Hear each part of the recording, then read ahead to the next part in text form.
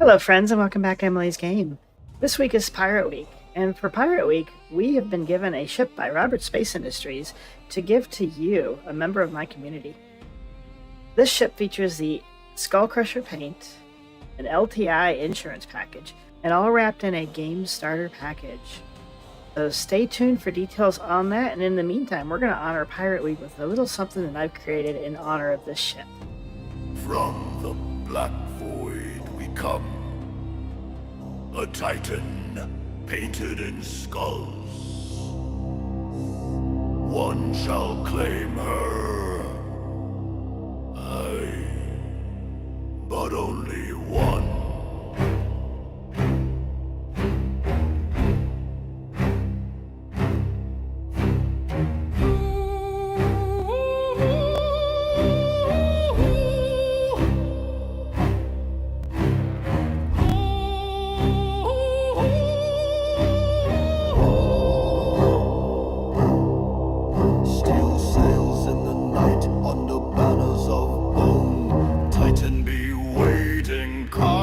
Stone, paint of the Skullcrusher, crimson and dread.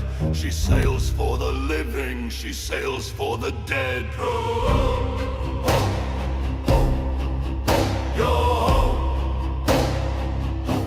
The Titan be yours if ye dare claim the fight. Yo-ho, heave ho, Titan in sight. Dark is the prize for the bold pirate soul.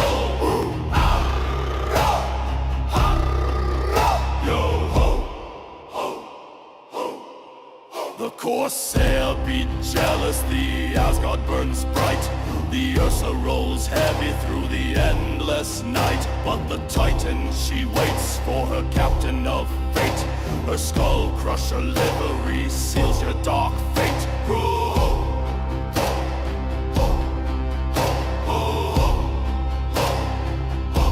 The Titan be yours if ye dare claim the fight. Yo-ho, heave-ho, Titan in sight. Dark is the prize for the bold pirate soul.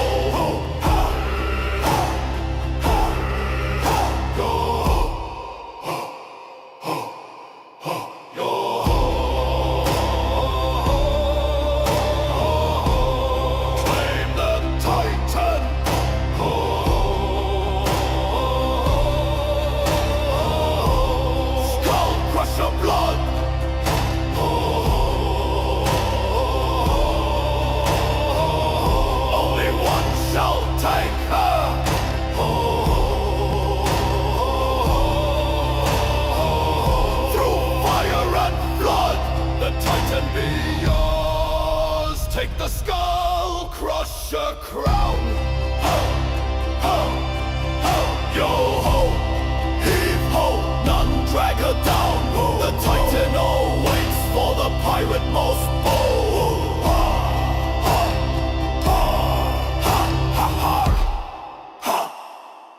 Yo-ho-ho, one Titan, one victor. Will it be?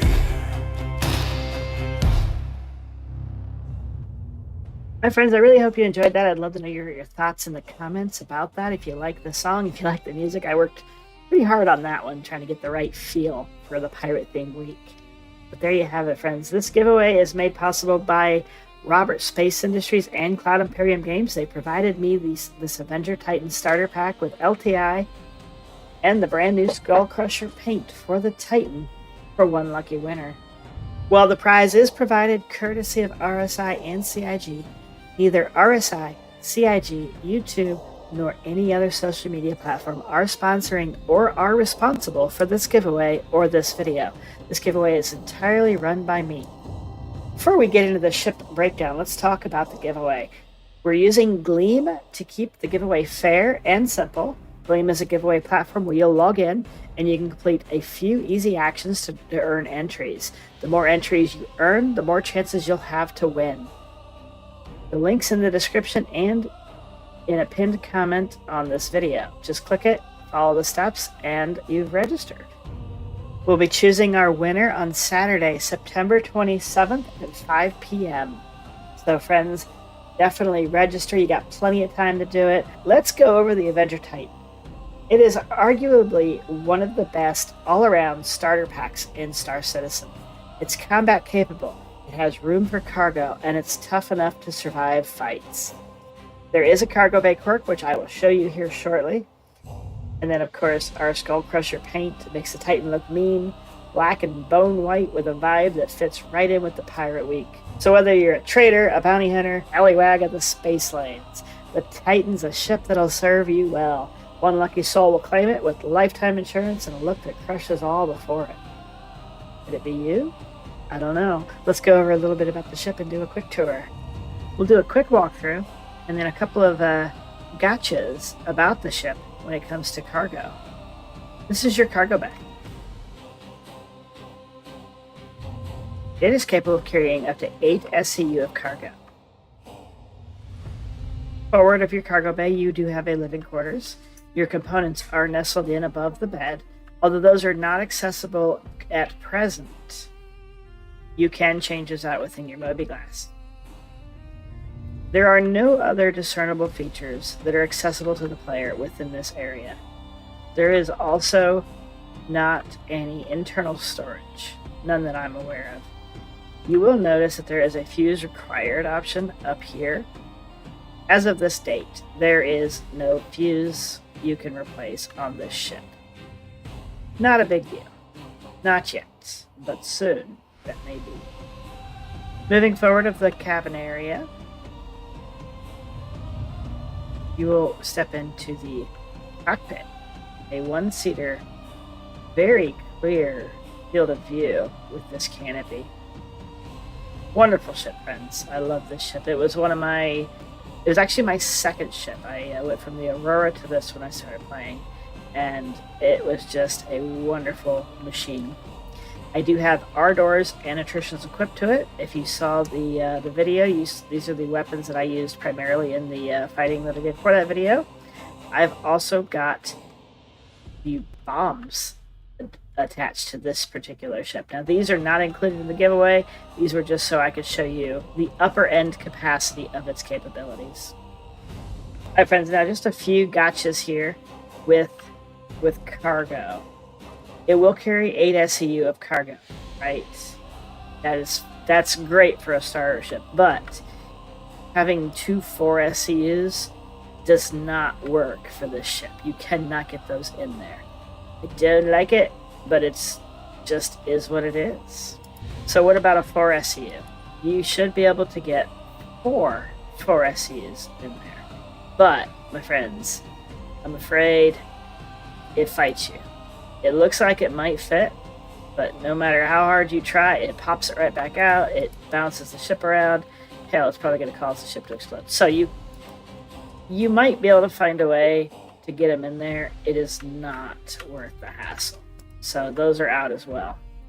So with that being said, that leaves you with 2 SCU size boxes or 1 SCU size boxes. These will fit in there just fine. They will snap to the grid.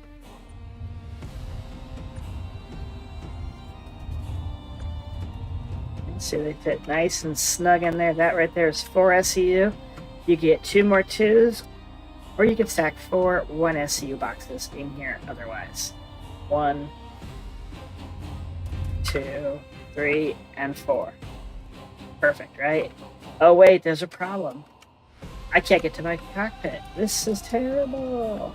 No, it's actually not. There's a way around this. I've heard a lot of people complain about this. They don't like the ship because it's not usable. Well, friends, let me show you this. In case you win the ship and you are not aware of this, you can enter the ship by way of the cockpit. If you come up front here, you will see a ladder option. Click it. It'll let you in.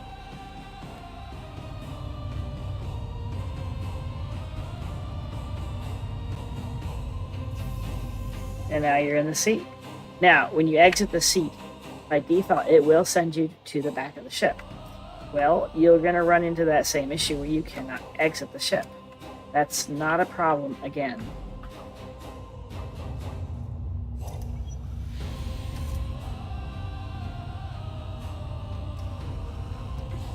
From the pilot seat, simply hold your F interaction menu and look to your left. Over here, somewhere, there will be an exit ship option. You just simply click that and you will exit the ship. However, in 0G, if you need to look up, you'll see an exit 0G option up here. So this is when you're in space. On a planet, in atmosphere, it's over here on your left. Exit that.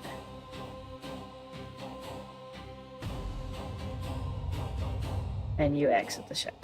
All right, friends, there you have it. The beautiful Avenger Titan in the Skull Crusher paint, wrapped up in a starter pack with LTI insurance. All courtesy of Robert Space Industries. We want to thank them for giving us this opportunity to give back to my community. So friends, don't forget to like and subscribe. Subscribing helps you stay in the know of when I give away another ship or when I choose a winner. I appreciate the like and the subscribe, and I love the comments, so definitely leave me some feedback on how you feel about this ship, about the Skull Crusher paints, or about the song that you might have heard in the video I made earlier.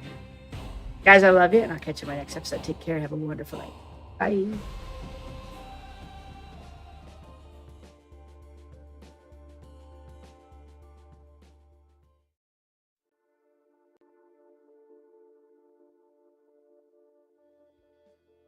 Hello friends and welcome back to Emily's Game. Last night we got to debut the Apollo Medevac and Triage in the live stream that I did, which was pretty cool. We had a lot of server errors and issues. We had some other problems going on. Otherwise, the Medevacs were great. We took the red one out, which is the Triage. We did some mercenary missions in Pyro. We got into some ship fight with that, with some NPCs. A lot of fun. I will post a link to that live stream here if you want to check it out. Otherwise, let's dig into a quick nitty-gritty about these two ships. The ship on the right is our Apollo Medevac. The Medevac is the little more expensive one, coming in around $275 USD, whereas the Triage comes in at around $250. Now, if you CCU chain these like I did, I saved about 41% was one of them, and then 47% was the other one. So I got a reduced cost on these due to my CCU chaining. If you have any questions about CCU chaining, feel free to reach out to me directly. I will be happy to help you where I can with that. The Medevac is for supporting other pilots in medical emergencies and evacuation operations. It has superior armor and dual missile racks, which means the Medevac stands strong under enemy attack. The distinct paint scheme pays homage to the beloved Astromedics film franchise. I don't think these are accurate right now. I think that the ship was enlarged from what the original tech specs were. They have it at 43 meters. I do believe it's closer to 60. I have not confirmed that anywhere yet. The RSI store page, which is where I got these tech specs, still has these specs. You can see there that you do have more missiles and less speed overall with the Medevac as you do the Triage. Now, the Triage has a similar capability as the Medevac, but it's slightly different. It does support other pilots in medical emergencies and evacuation operations. It does have 2 semi-automated medlift drones, apparently, that provide safe and speedy patient transport. I don't know if these are going to actually happen. There's definitely a delay on the drones coming in. Somebody in the live stream last night said that the drones were actually done away with for this ship. I can't confirm that yet. I did look around and didn't see anything for that. If anybody knows, feel free to leave a comment about that. The Triage also has professional-grade modular medical facilities that deliver support for all levels of trauma. Now, that's true of both ships. The only real difference between these two that I've found are just the superior armor and the extra missiles. There you have it, friends. There's the details on the ships, the costs, and let's dig into these beauties. I personally really, really like the look of this ship. And I wish I could get my camera higher, but I cannot. We'll do a third-person view once we're inside. They have a sort of similar look to the Star Trek ship, the Voyager, which was one of my favorite Star Treks. I love the shape. I love the look. It definitely has some nice featuring to it. The ramp is really long. I was kind of surprised to see it was that long, and I'm guessing it's just so that you can get gear and equipment up there. It does look like a vehicle could go up there, but they do not fit. You could put pulses in. I'm sure no problem. But you will not be putting a NERSA medevac in there. Or any other vehicle.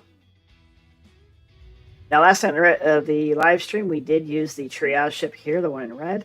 And we did get into an NPC ship fight with some Cuddy Blacks. And we were on the ground when it started, so they immediately caused damage to our ship, dropped our shields. We did the entire fight with no shields. The ship held up very well, and to be honest, the Cuddy Blacks were really no match for the standard weaponry on this ship. Again, they were NPCs. NPCs really aren't that hard to fight, in my opinion, but I do think that the triage is a very capable ship. The medevac is supposed to be even more capable. The only real difference there is you do lose some speed. I would imagine some maneuverability with that as well. All right, friends, let's take a look at the underside of the ship here. We've got my co-pilot there, Pico, chilling, watching over the ship while I am outside of it. You do have some pilot-controlled weapons there, as well as there on both ships. Now, one thing we found last night with the weapons, as the pilot, I controlled the nose turret, or the nose weapons, as well as the turret on top, which is really nice. When somebody sat in the other seat and took control of the turret, we lost the nose guns. Sorry that I had to go take a drink. I was getting a little fuzzy there.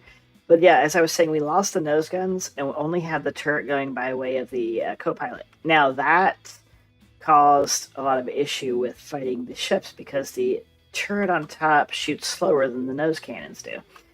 So I had to get them to get out of the turret to give me back access to all the weapons so that we could finish the fight a little quicker than what was happening. However, the triage held up wonderfully. My thought with the differences between the two ships is single players that don't really do a lot of group play. The triage is a great ship, especially because it is a cheaper ship. It can handle itself in a fight pretty well. It does maneuver a little faster than the medevac does. However, the medevac has armor, so when it comes to group play or fleet activities, the medevac will probably be what you would use to go into a battlefield and extract your org mates or groups of friends that you're playing with. Interior-wise, not a lot of difference. Now, what I've done is I've loaded different modules on each ship. I'm just going to show you the modules on this ship really quick, and then we're going to walk through the triage in detail. On this side, this is a Tier 2 module. Tier 2 comes with 2 Tier 2 beds. As you can see, there is a Tier 2 there. You can see your med gel quantity here. At present, you cannot insert med gels that I have found. I've tried every which way. No luck there. The Tier 2 module does have 2 patient storage, each holding 150,000 micro SEU. There's one there. There's one there. The Tier 3 module gives you 3 beds. With the Tier 3 module, you get 1, 2, and 3 patient storage locations, which each hold 150,000 micro SEU. Alright, so we've already seen the Tier 2 and the Tier 3 module. I've ran over to the triage, and now I've got the Tier 1 module loaded here, so you can see it. You do only get 1 Tier 1 bed. There is a spot, I believe, here for the med gel, whereas the others, it is on the walls next to the beds. Again, you cannot replace the med gels currently. I do believe that that will change. You do have storage here for med gels. You do have 1 patient storage, which makes sense. 1 patient bed for 1 patient storage. Again, 150,000 micro SCU. And those are your 3 tier modules. So you can have up to 2 modules on each ship. So 1 Tier 1 and or Tier 2 or 3, or both Tier 1s or both Tier 2s or both Tier 3s. Whatever mix you want to do, you can definitely do. You do, again, have this really long ramp leading up to the back. Once the ramp is closed, there is not a lot of room. I don't even think you could get a pulse back here to stay. I don't know what this area would actually be for other than an airlock. The only problem is this door opens with the ramp, so it's not a good airlock yet. Now, Speaking of this door, it is a docking collar, but it's also a pretty large opening. So I do imagine that there will be eventually a mechanism here to only open the docking collar part, but in the meantime, this is how it opens, and I think this is hella cool. I like that a lot. In my mind, what would happen is you'd lower your ramp, a docking collar would extend out to your docking collar, and then the round part, and then the round part of your docking collar here would open, leaving the rest of it closed. I could be wrong. It could just seal along the whole thing here. If that's the case, I don't understand the idea behind the round part, because that prevents you from getting certain things in and out of the ship. This first hallway here, there's really nothing of note other than the fact that you do have your door opening and closing button here. That's it. There's nothing else in this hallway, no component access. Coming inside, this does say triage, but it says that in both ships. This is just a triage area in general. Nothing on this side. The port side of the ship does have some engineering access here.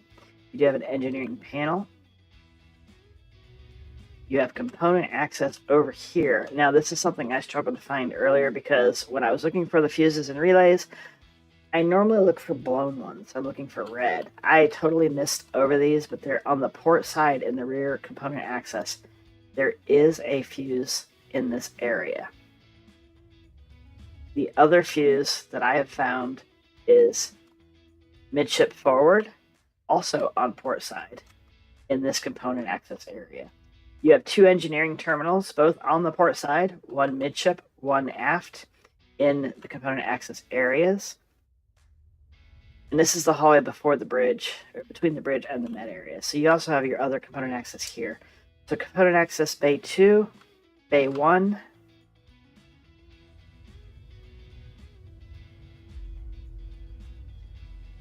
This one doesn't have a bay number on it that I see. But there is a component access area there, and there is also one on this side of the ship. This is your starboard side. Again, no fuses over here or on the starboard side forward component bay access. On both sides of the ship and the rear, you do have cargo storage, weapon, and an armor storage area. As you can see, I've equipped 3 med guns in the top sidearm holsters. You do have 3 more in the lower spot, but I do believe those are for your multi-tools only. I don't think any sidearms or pistols will fit there. Just FYI on that. And then nice that you have sidearm and then tool storage as well. I do hope to see more of that so you're not wasting your sidearm spots with multi-tools. Not that, probably many of you use sidearms. You do have, according to RSI, 28 SEU of total storage on both ships. And this is your cargo grid here. It is not accessible from the outside. It is only accessible from coming in the rear door or the front elevator coming up here. Now, you can't carry stuff really up through the front elevator unless it's a small box you're carrying by hand. I don't even think you can get a 1 SEU on that lift with yourself. What I've done is, Chris, this is PTU. I didn't go buy a bunch of crates. I brought in a bunch of what I already had and stacked them in here. Just to show you, these are 2 SEU crates. Well, these are equivalent to 2 SEU crates. They do fit. The one thing that's got me kind of, I don't want to say upset. I'm not upset about this. I'm just kind of like, why? This docking color prevents you from bringing up a 4 SEU and an 8 SEU crate into the ship. 2s are fine. 4s, 8s, they will not clear this threshold. The problem with that is it's this specific door that prevents it. You could get them through this door and into the cargo areas, but this door here does not allow it to happen. So you are stuck. That makes you limited to 1 and 2 SCU crates coming into the ship. Or 1/8 SCU crates if you want to get a little picky there. And then, of course, as we said, they do just snap to our grids. Okay, I'm lying. Yeah, I don't know why when you have a 1 SU there, they don't snap, but it does snap everywhere else on the grid when that 1 SU is not on the grid. I don't know. And don't mind the pirate crates. Those are the only ones I had because those are pledged. So, yes. So, as for some of the storage, we know we've got med gels coming into the verse with this patch. The ship has medical refrigerators. There are 1 medical fridge for the tier 2 and tier 1 modules, but there are 2 medical fridges for that. I don't know what they're for. I did just throw in some stuff in here just for fun. You could get several med gels in there. This kind of got me wondering about med gel. Is there going to be an expiration date? Is it going to go bad if you don't keep it cooled? I don't know. These are, interesting questions that I was thinking that hopefully we'll get some answers to soon. I would imagine med gels would have an expiration date. They will degrade over time. The other cool thing about this bay is all these bays, you do have med gel storage. This is specific to med gel storage, and they do stack on these shelves. You can get quite a number on here. This is quite the loot haul if somebody wants to steal the ship and take your med gels for themselves. So I feel like these need to be locked behind some kind of code or something so that they don't get stolen, but that's where they get stored. And then, as we said earlier, they go in these bays here. These are not currently accessible, but I'm sure eventually they will be, I would imagine. Alright, that's it for the aft part of the ship. Your hallway here does have a cool sunroof, moonroof, skylight, whatever you want to call it. It would be kind of cool if your patients could also see that, but they don't. So it's all, when you're in the ship, it's almost not noticeable unless you're almost directly underneath it. Coming into the bridge is your living quarters. This is nice. I know the C1 Spirit and the Meteor both have their living quarters on the bridge as well. Personally, I don't really care for that. Just because, in my mind, I would never rest knowing that this was where you got to sleep. If there was action going on, you're not going to get a good night's rest, that kind of thing. But the cool thing is, your room always has a view. So, at least you've got that, I guess. On the right side, you do have your bathroom with a mirror. You got your toilet. You do have a shower here. I haven't figured out how to open the shower. I don't think it does come out. Maybe one day. It's a small little bathroom. Forward of the bathroom, you do have what I believe is a cooking area. I would imagine that this is, I don't know, maybe a fridge. So this is a small fridge, and then this is I really don't know. It looks like you insert something there. It's a pizza oven. Cooktop there, possibly. I have no idea. I could be totally wrong. This may not even be a cooking area altogether.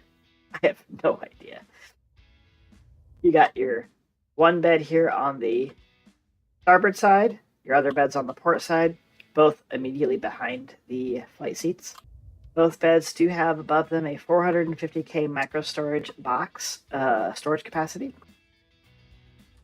So there is a lot of internal storage on the ship. Each patient gets one, as well as each crew member, provided you only have 2 crew members.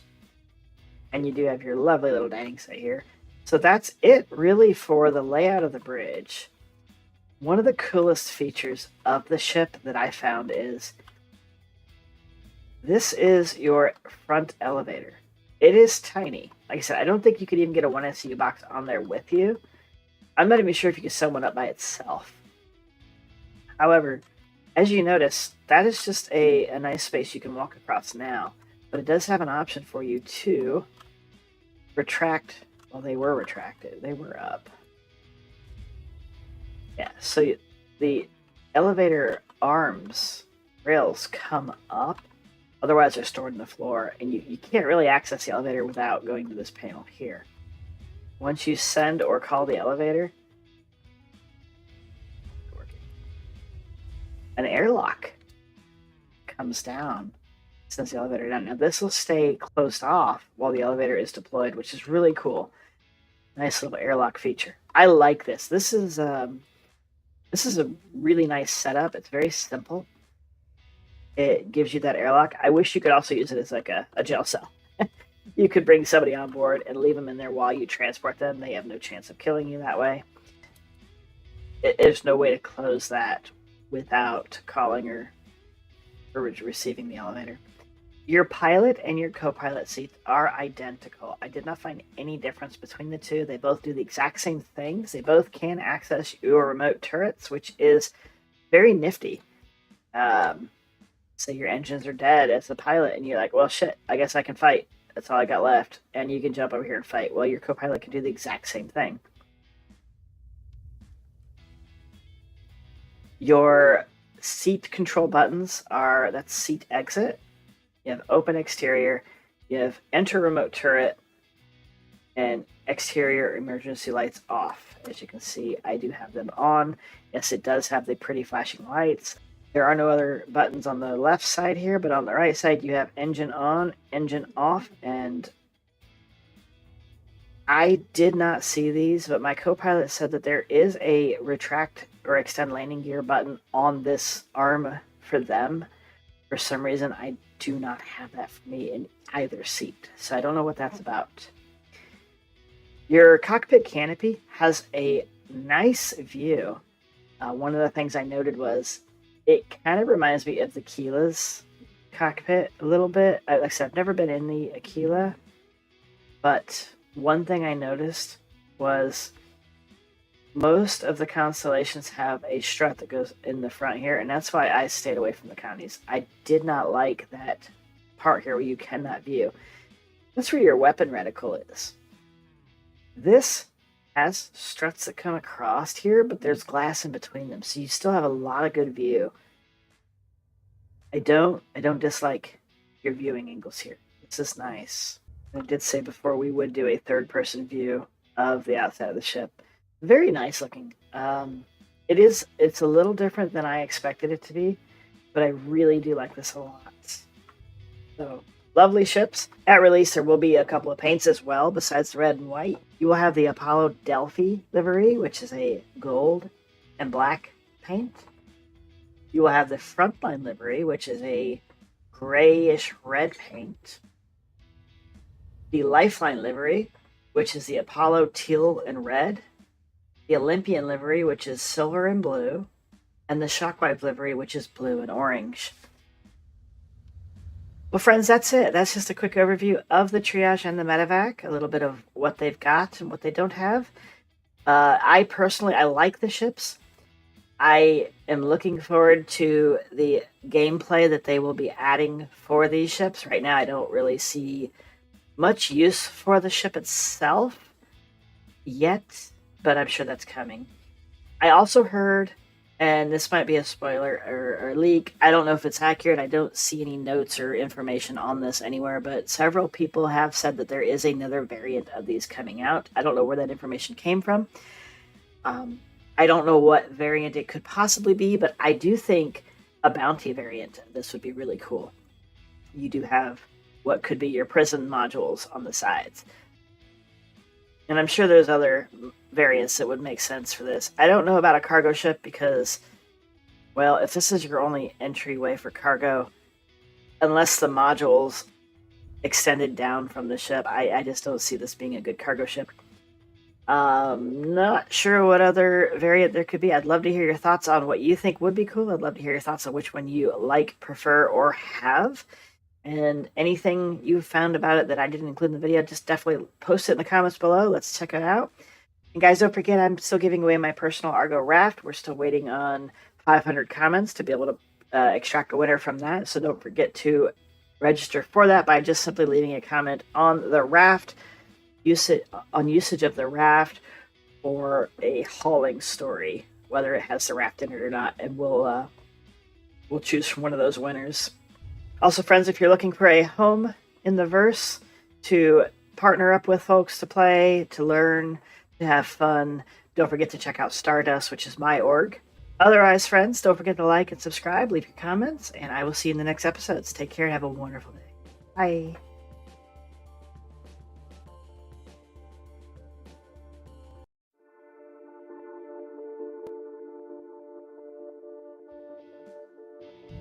Good evening, friends, and welcome back to Emily's Game. I want to show you a really quick tip that a lot of people I see having this issue.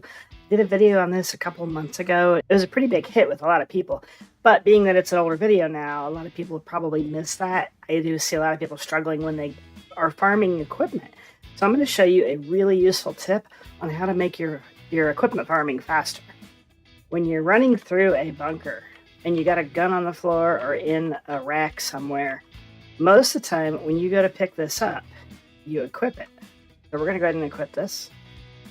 All right, now I've got it equipped. Well, there's this other one. I just want this weapon. I don't want it to be my primary. I'm going to take it. Oh no, I dropped the gun and now I'm holding the gun I don't want. It sucks. I wanted that to go in my backpack. Well, I'm going to show you how to fix that. This is super simple, super easy. We all have what's called the interaction menu. Every device you go up to, anything that says F on it activates your interaction menu. You can activate this by holding F and right-clicking, and you get this menu. Now, I have an issue with this. You just saw it. It goes away on me sometimes if you move the mouse. I don't know why it does that, but it does, and it's annoying. Like that, it just goes out. I found a way around that. If you crouch and you get the F prompt closer to the top of your screen, and you hold F, it seems to stay around longer. I don't know why. It just does. So, that's not the tip. That's just to help you get to this tip. Your default action when you go to pick something up, no matter whether it's in a rack, on the floor, or whatever, is equip. So if you're holding a weapon, it's going to replace that weapon. That sucks. You can change that. As you see, you've got holster, which is also a swap, or you got store, which can also be a swap. I like to use store. Now, if I do this, it's just going to store the weapon, right? Well, you can make that your default setting by holding F, right-clicking, going down to store. Okay, I did it again. Once you right-click, you can also use your arrow keys. This is a bitch. So use your arrow keys to get there. When you do, you can hit your middle mouse button. And now you've got to set as secondary, set as primary. I always set this as primary. So now, when I go up to a weapon, it says store instead of equip, right? Same thing with the stuff on the ground. Super simple to set. It's kind of a pain in the ass because the interaction menu likes to jump around a lot, but use your keyboard arrow keys if you have trouble with the mouse. Also, make sure you have the F interaction towards the upper part of your screen, not at the top, but towards the upper. Like I said, some reason that makes a little bit of a difference, and I don't know why. It just does, at least for me. Anyways, now what does that do for me? I'm holding two weapons. I just want to store these. I'm running through a bunker, and I'm getting shot at. Well, I've got a second here to pick up weapons, in between shots. So now all I gotta do is F it. It's in my backpack. As you can see, I got that in my backpack now. Same with these. Oh, there's a tractor, and that's a $20,000 device. Oh, it's in my backpack now. Like this. Let's take this with me too. You know what? This has a scope on it. I'm going to take that later, but I got to get out of here now. I just picked up all those weapons, put them in my backpack, and I still have my two equipped weapons. Super helpful if you are loot farming. This works for so many things. If you got clips on the ground, if you got components or whatever that you can put in your backpack, everything you can now simply put straight into your backpack through the interaction menu. So here's what we're going to do. I'm going to go do a bunker run. I'm going to run through, and I'm going to pick up the weapons that the guys drop as I'm shooting them. So we're going to check that out and see just how useful that is for those of you who would like to see it. Those of you that are going to drop off here, if you have any questions, don't forget to ask them in the comments. Come into my Discord. I'm happy to help you set this if you are still struggling to set this. It is a pain It's not very straightforward. Like, most people don't even know that setting exists. All sorts of hidden features in this game, but that's one that I found very useful, and I think that you will too. So guys, I'll see you at a bunker. Guys, I thought I'd show you something else too here, just in regards to this. The keybind for that is middle mouse button. Now, before I got my new mouse, which is a Basilisk version 3, which has the... I don't know if you could hear that. It has the scroll wheel release. So what it does is it just keeps scrolling and scrolling and scrolling. Great for cargo stuff if you've never tried it. Anyway, now that I got the new mouse, the keybind issue I had is no longer an issue. But if you go to keybinds, advanced control, under your keyboard, under quick keys, interaction, and inner thought, you're going to find focus. Focus is the button that lets you see the secondary and primary, the little two sub-menus when you're looking at equip and store or whatever those options are. Focus is default set to the middle mouse button. I could not get mine to work because apparently my middle mouse button was broken. I couldn't do takedowns, I couldn't do all sorts of stuff, and well, I slowly figured out, well, I'm missing a feature. So I had to rebind a few things until I got a new mouse. So now that I got the new mouse, I did put it back. But what I did was I changed this to my right control, and that let me get that sub menu. So if you have trouble getting the sub menu, it might be your mouse, your middle mouse button causing the issue. If you're having trouble getting it to work because you're also moving the mouse slightly while you're hitting the button, try changing this focus option to control. It won't mess up other things like opening doors. It has nothing to do with that. That might help you with that if you have a mouse issue. And again, reach out to me in comments if you have any extra trouble. I'd be happy to help you figure that out. Alright, you guys, we're here. We're gonna do a little combat, have a little fun, get some weapons, possibly. Hopefully pick them up very fast and not have, hopefully, too much issue in doing it. Should be a lot of fun. Here are weapons. We gotta go help our friends there, the security guards. They're gonna be dead. Come on, baby, open up. And close.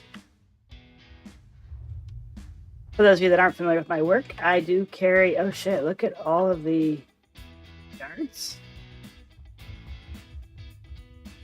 Holy shit, dude.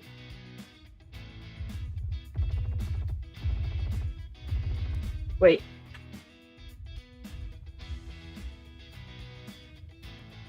They just shot one of their own.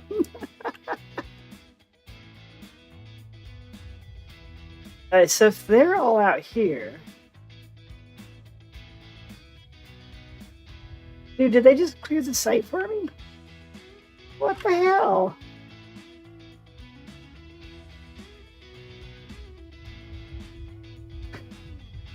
Well, we're gonna go loot it anyway. I'm kind of bummed about that. That's too funny, actually. I'll go do another one, but I'm gonna keep this in the video because that's crazy. Absolutely crazy. Anyways, as I was trying to say, for those of you that aren't familiar with my videos, I do like to use my P8AR. I can use it for both sniping and close quarters. It is phenomenal. It's pretty good. Damn, people.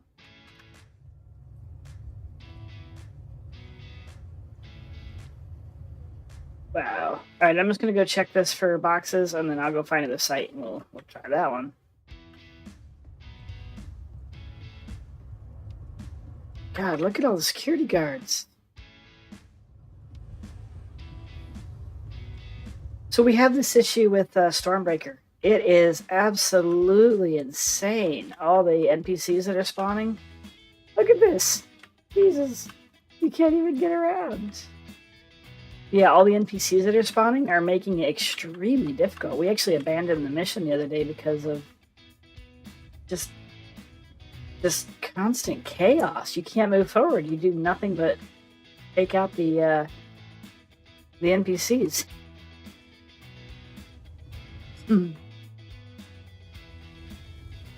Anyways, I'm going to go through here. I'll check this out, and then I will see you in the next bunker because I want to fight. Alright, all the hostiles remaining here. There's a lot of battle going on. A lot of firepower out here. Oh, man. Wow.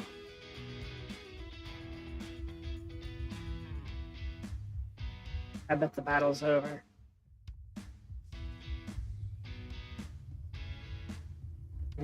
Maybe there'll be some down here for us. Oh, 26%. No. We're not going to be able to fight anybody here, I bet. This kind of blows. There's 2 guys left. 15%. 6%. Shit.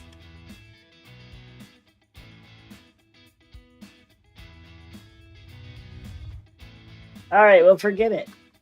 I guess I need to go find a hostile bunker. That sucks. Alright, so here's what we're going to do. We're going to run around and pretend that these are bad guys. I'm just going to evade them. Got a kill. Pick up the weapon.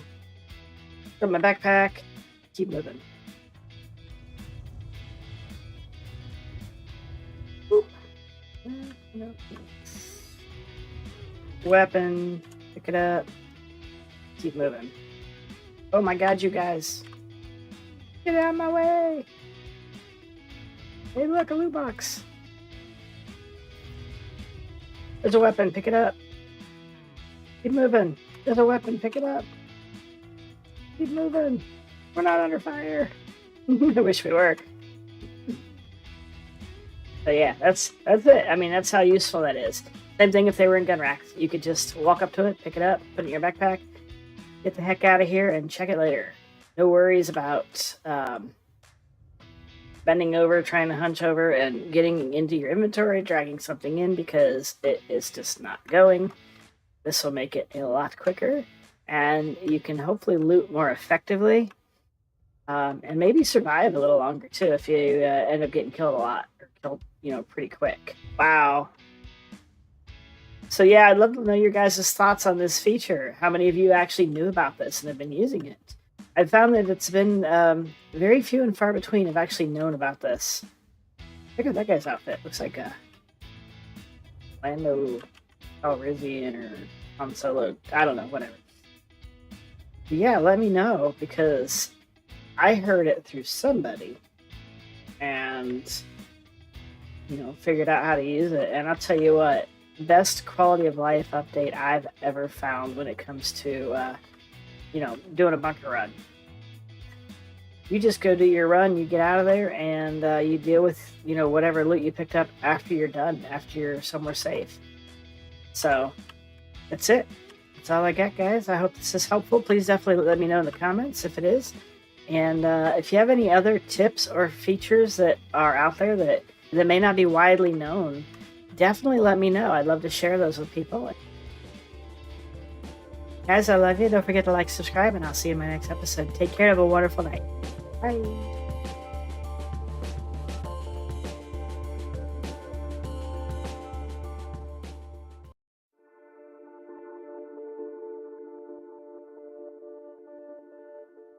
What's up, Star Citizens, and welcome back to Emily's Game. I'm starting a new video series called CYA, and no, it doesn't stand for Cover Your Ass, but it stands for Choose Your Adventure. This is a series where you tell me what to do in Star Citizen, and then I do it. No scripts, no plans, just you, your ideas, your actions, and me acting them out. The reason I'm starting this series, mainly it sounds like a lot of fun, but it's also to give everybody more of a chance to engage in what we're building here in my community. This isn't just my adventure, it's ours. It's yours. It's theirs. Your suggestions will shape where we go, and it's a great way to jump in and be part of the chaos that we get to enjoy on a day-to-day basis. So here's how it works. You can suggest a single step, like land a wolf upside down, and that might be it. Others can build upon that, or you can build that into a full mission. You can lay it out with a ship, the loadout of the ship, any special rules, and you can even group up with others in chat or even in my Discord to come up with a plan together. I'll take on your suggestion myself, or if you want me to bring others along, I'll pull in a group and we'll follow the same guidelines that you have set. The crazier, the more absurd, the better. Just one thing to keep in mind. My characters, Sexy Snipes and Admiral Snipes, are high-ranking friendly org leaders. That means I won't take suggestions that harm other players or grief their experiences. This series is about ridiculous fun and creative chaos, not ruining anyone else's gameplay. So to kick things off, I'm using one of my Discord and org members' suggestions. So thank you, Plutonium Plague, for mentioning this. What we're going to do is, I brought a Pisces rescue ship so I could respawn, because I don't know if I'm going to be able to pull this off. Spawn closets have been utter chaos lately. And I know there was a maintenance patch today, so maybe that got fixed. I don't know. But I'd like the opportunity to try and do this a few times, if necessary, to try and get through the whole place. We'll see how that goes. The suggestion was clear out an OLP using nothing but an arc-like pistol and the base starter suit. Now, I can upgrade as I go. So for each NPC that I take down, I can take one item. So if I take an NPC down, I can take a core. The next one I can take a helmet. The next one I can take a weapon, so on and so forth. I get to choose what I take each time. Eventually I should have some armor, yada, yada, yada. I did park my rescue up here where I cannot get to it once I get down from here. That way I can't just come back and respawn, which is totally fine. So if you have any questions, leave them in the comments, and don't forget to think of what you will have me do next. We'll touch base on how that'll work at the end of this session. So I'm going to dig into this. Again, all I have is an arc-like pistol. I got a couple things of ammo. We're going to go to town. Wish me luck.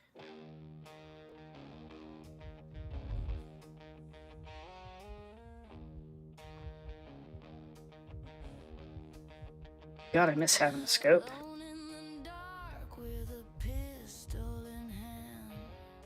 I'm not hitting that guy.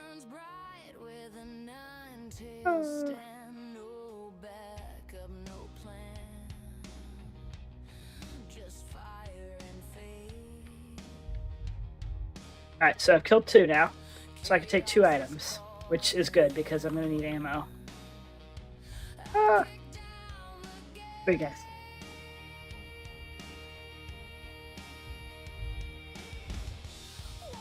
I don't know if I can hit that guy from here.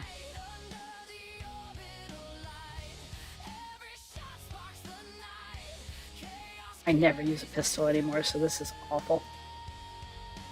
Got him. That's 4 guys. Okay, 4 guys down. Oh, shit.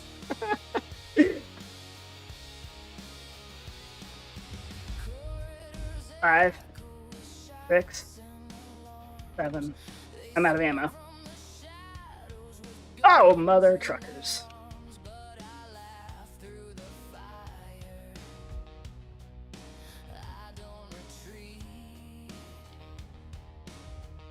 Oh, fuck. Run, Emily. God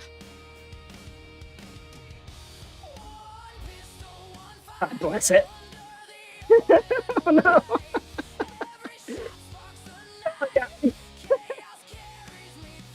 I lost count, you guys. I don't know how many I've taken down. I've not had a chance to, so it was like 1, 2, 3, 4 outside here. 5, 6, 7, 8, 9. At least 9. Whew. Alright. Let's respawn. Now, they didn't leave any rules about starting over the count if I die. So, I'm not going to play it that way. Woo, pick up gun, pick up a gun, pick up a gun, pick up a gun.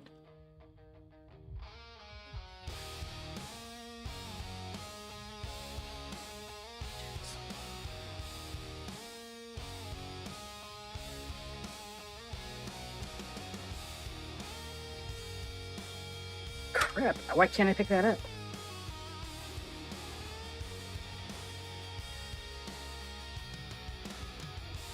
Ah!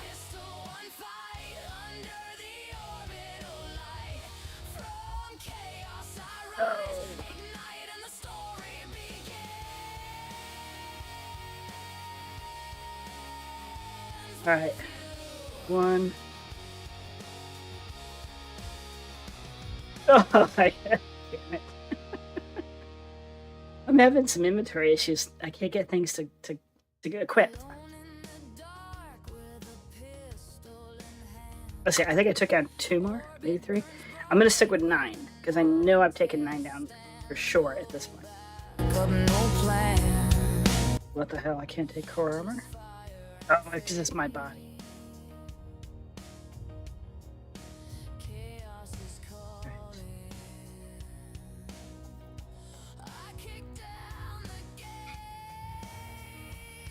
You're not equipping.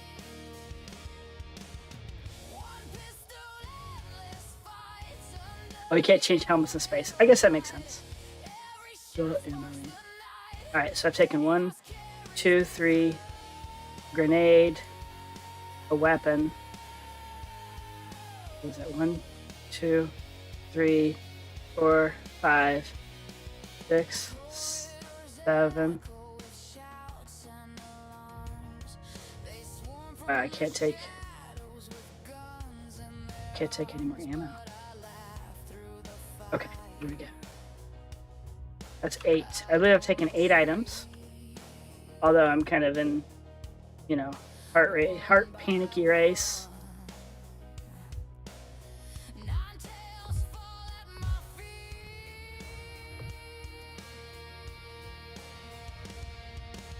There's 2 more. No, now it's 2 more.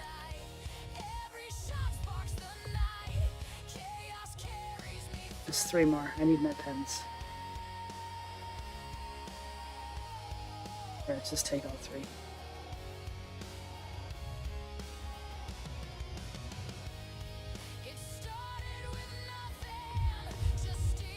I don't know why I don't have... Oh, because I got a shitty helmet.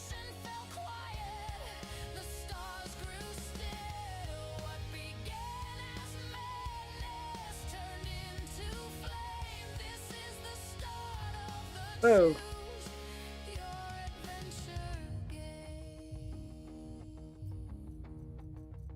Alright, I am going to drop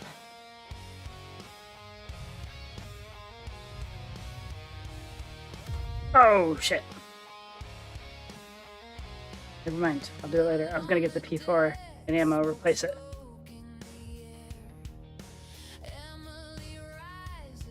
That was 3 more. Okay. Grab another med pen.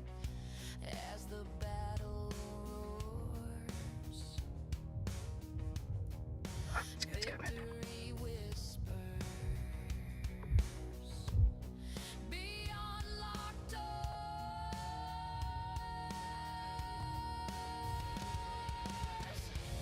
Really?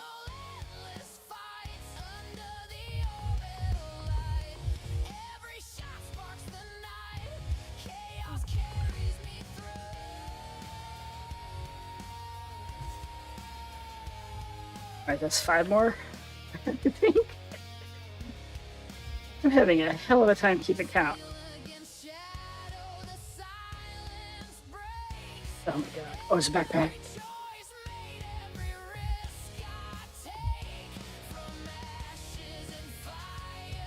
Six more. 7, 8, 9.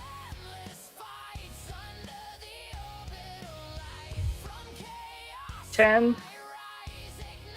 Okay.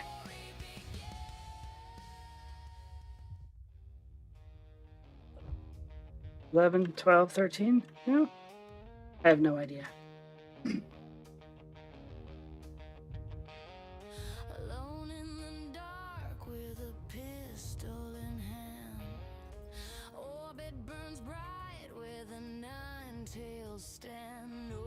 Alright, that's 1, so I 12 more, but I need to drop what he had.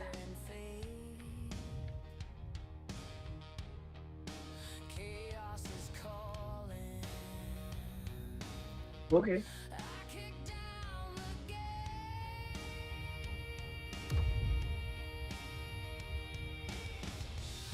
Is it Reaver? Yes. 3. Okay, so that would be, what, 9? 12 minus 3 is 9.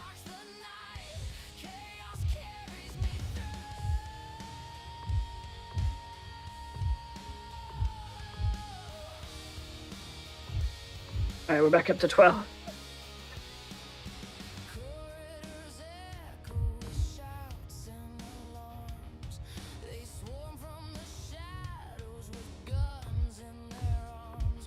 $13, $14, $15, $16, $17, $18. Jeez Louise. This will be better when the spawn closets are fixed. Right now, 19, 20. They're coming. Alright, let me get some more ammo. Maybe some med pens.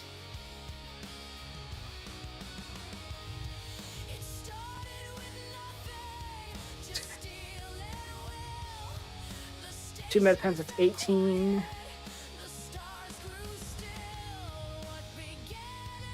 It's making me pay attention. That's kind of cool.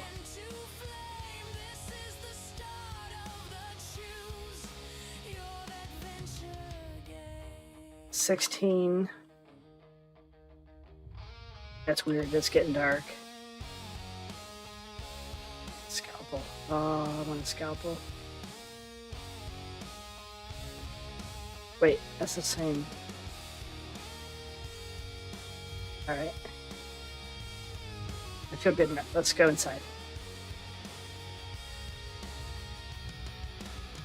I don't remember my count.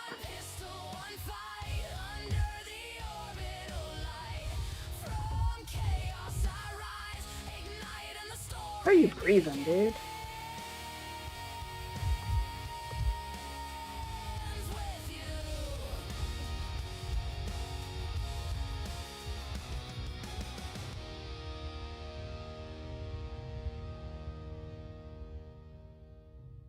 No idea where that came from.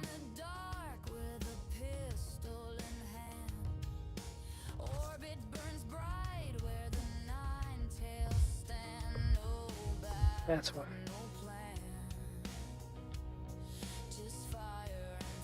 Oh, should have remembered my count.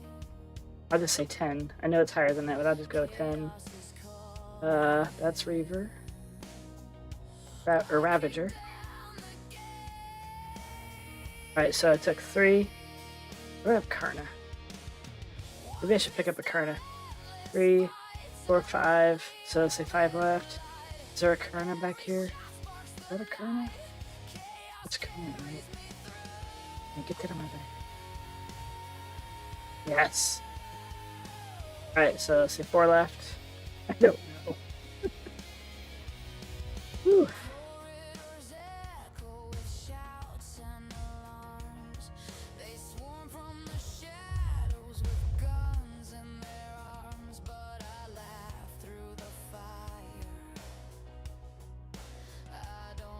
Where am I? I haven't been doing LP in a while.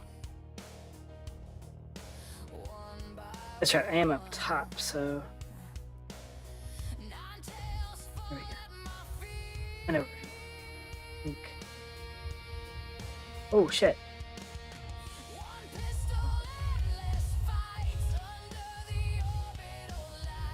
There's 3.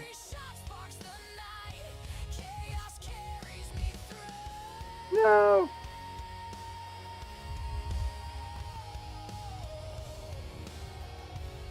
My volume is weird. It's really quiet.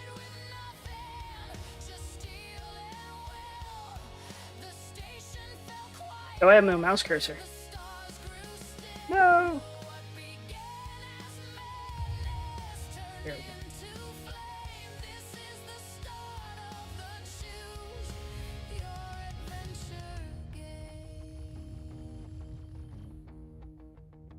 The ship.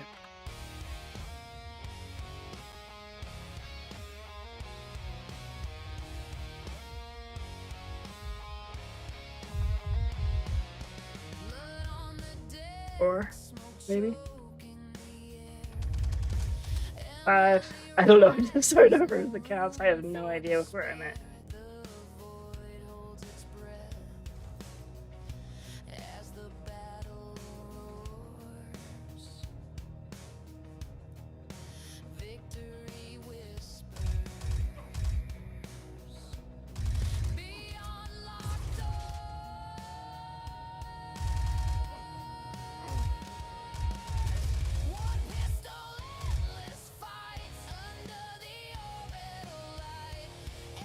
8 or 9? We'll call that 10. Now call it 10. Crap, I've got a whole nother section here I'm gonna be pinned in for a while.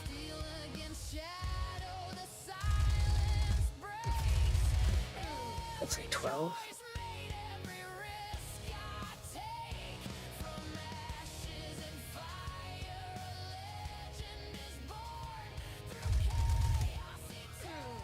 Shit. Give me your ammo.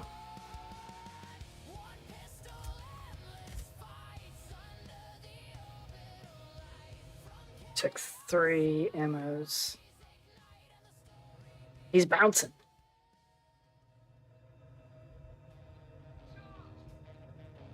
Charge. All right. I don't remember my count again. Maybe let's say 10. Okay, now I got 3.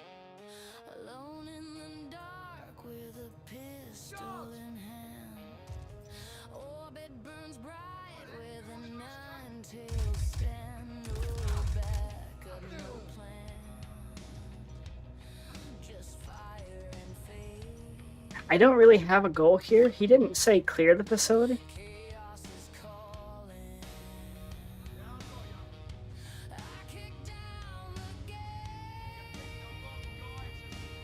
Like, well, just for an effort to save some of the time, I'll clear the inside facility here.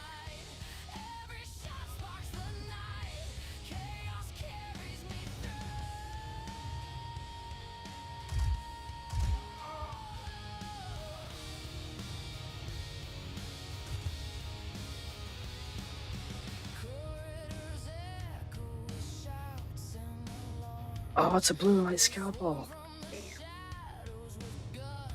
Seen those in a long time.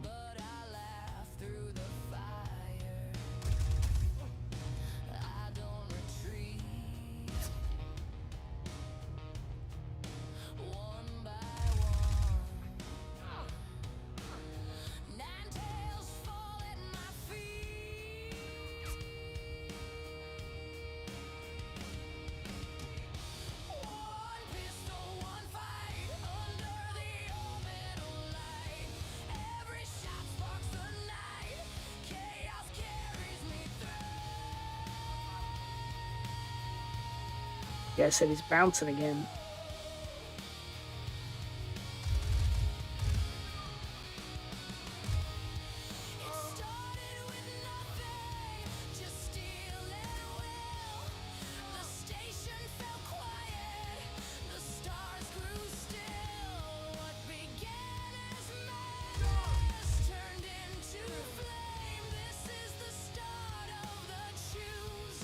Oh, come on.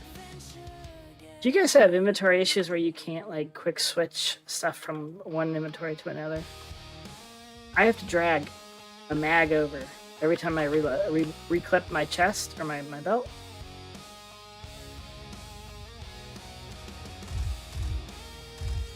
And then once I drag one mag, then I can double click them to equip them. It's really dumb. Alright. Inside's clear.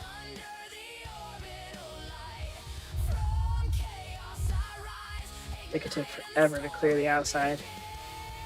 We're just gonna run. Run and gun. Come on, Snipes, you got this.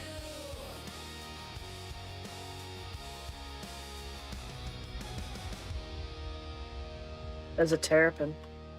Would it be wrong if I healed on it?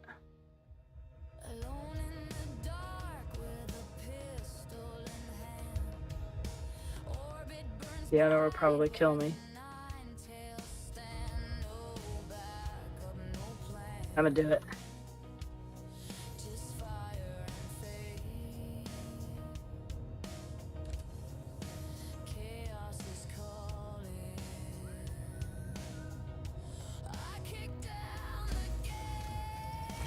That freaked me out. The guy whistling. He's gonna come back and kill me.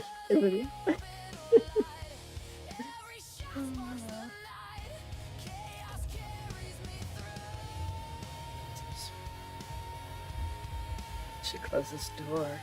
Actually, I don't want to run into him. He's probably in there looting things.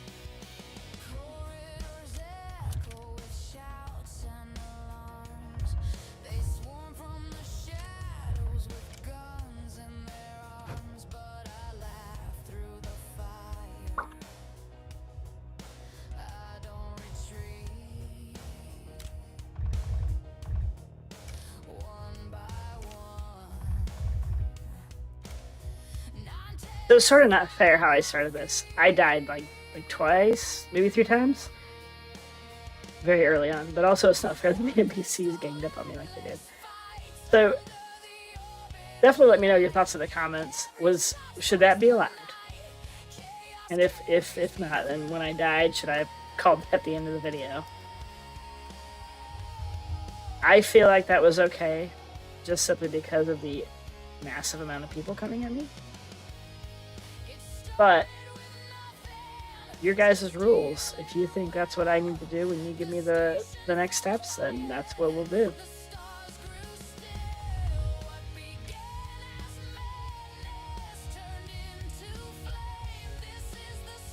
Alright, here's where we started.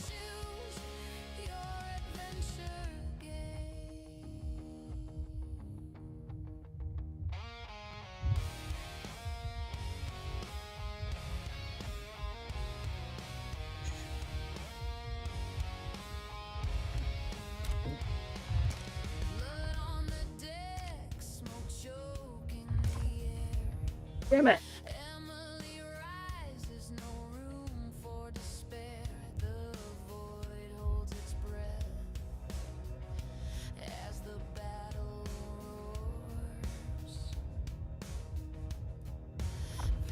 Oh, somebody got me down. Oh, it was a ship. Oh, man. Let's see if he revives me. Probably won't. Give it. Alright, I think that's pretty good. I did clear most of the platform. It was a lot of fun. It was okay. It was chaotic at first. But yeah, that was it was almost smooth. Almost. Who am I kidding? That wasn't smooth at all. It's just to think about it. Imagine if this was suggested I do this with no med pens, or no weapons at all, just fists or a knife. So, give me what you will. Throw me your best. Anyway, that's our first adventure. So thank you, Plutonium Plague. That was interesting. It was a lot of fun. But this is just the beginning, friends. I plan to do at least one of these videos a week, as much as I can do. If I'm able to do more, if they turn out to be, a big hit, I'll do more of them more often. But now it's your turn. So what will you have me do next? Whatever you come up with, I'll be picking from your ideas for the next one. So drop your suggestions below in the comments or post them in Discord with the CYA tag. Single step, full mission, or group plan. Anything goes. Sometimes I may even take several individual suggestions and cram them all into one big mission if it makes sense. I'll try to do as many as I can, but not every idea will make it in, and I do apologize for that. If yours is not chosen, don't get discouraged. Just keep submitting new ones each video. The more you contribute, the more chances there are for your adventure to be shown. Whoever's adventure or suggestions I pick, I will list those at the beginning of each video so that you know that that was yours, and you can look forward to seeing how that played out. So guys, the series about fun, absurdity, building chaos together. So let's see what you've got. If you did like this, don't forget to like and don't forget to subscribe. Subscribing lets you know when I post the videos and also keeps you informed of my many ship giveaways that I am doing. So got some exciting ones coming up. And right now I still have the raft out there. So if you haven't registered for the raft, that video is out there. Go do that. All you have to do is leave me a comment. Once that video hits 500 comments, we will pick a winner from those comments. Guys, I love you, and I'll see you in the next episode. Take care, and don't forget to CYA.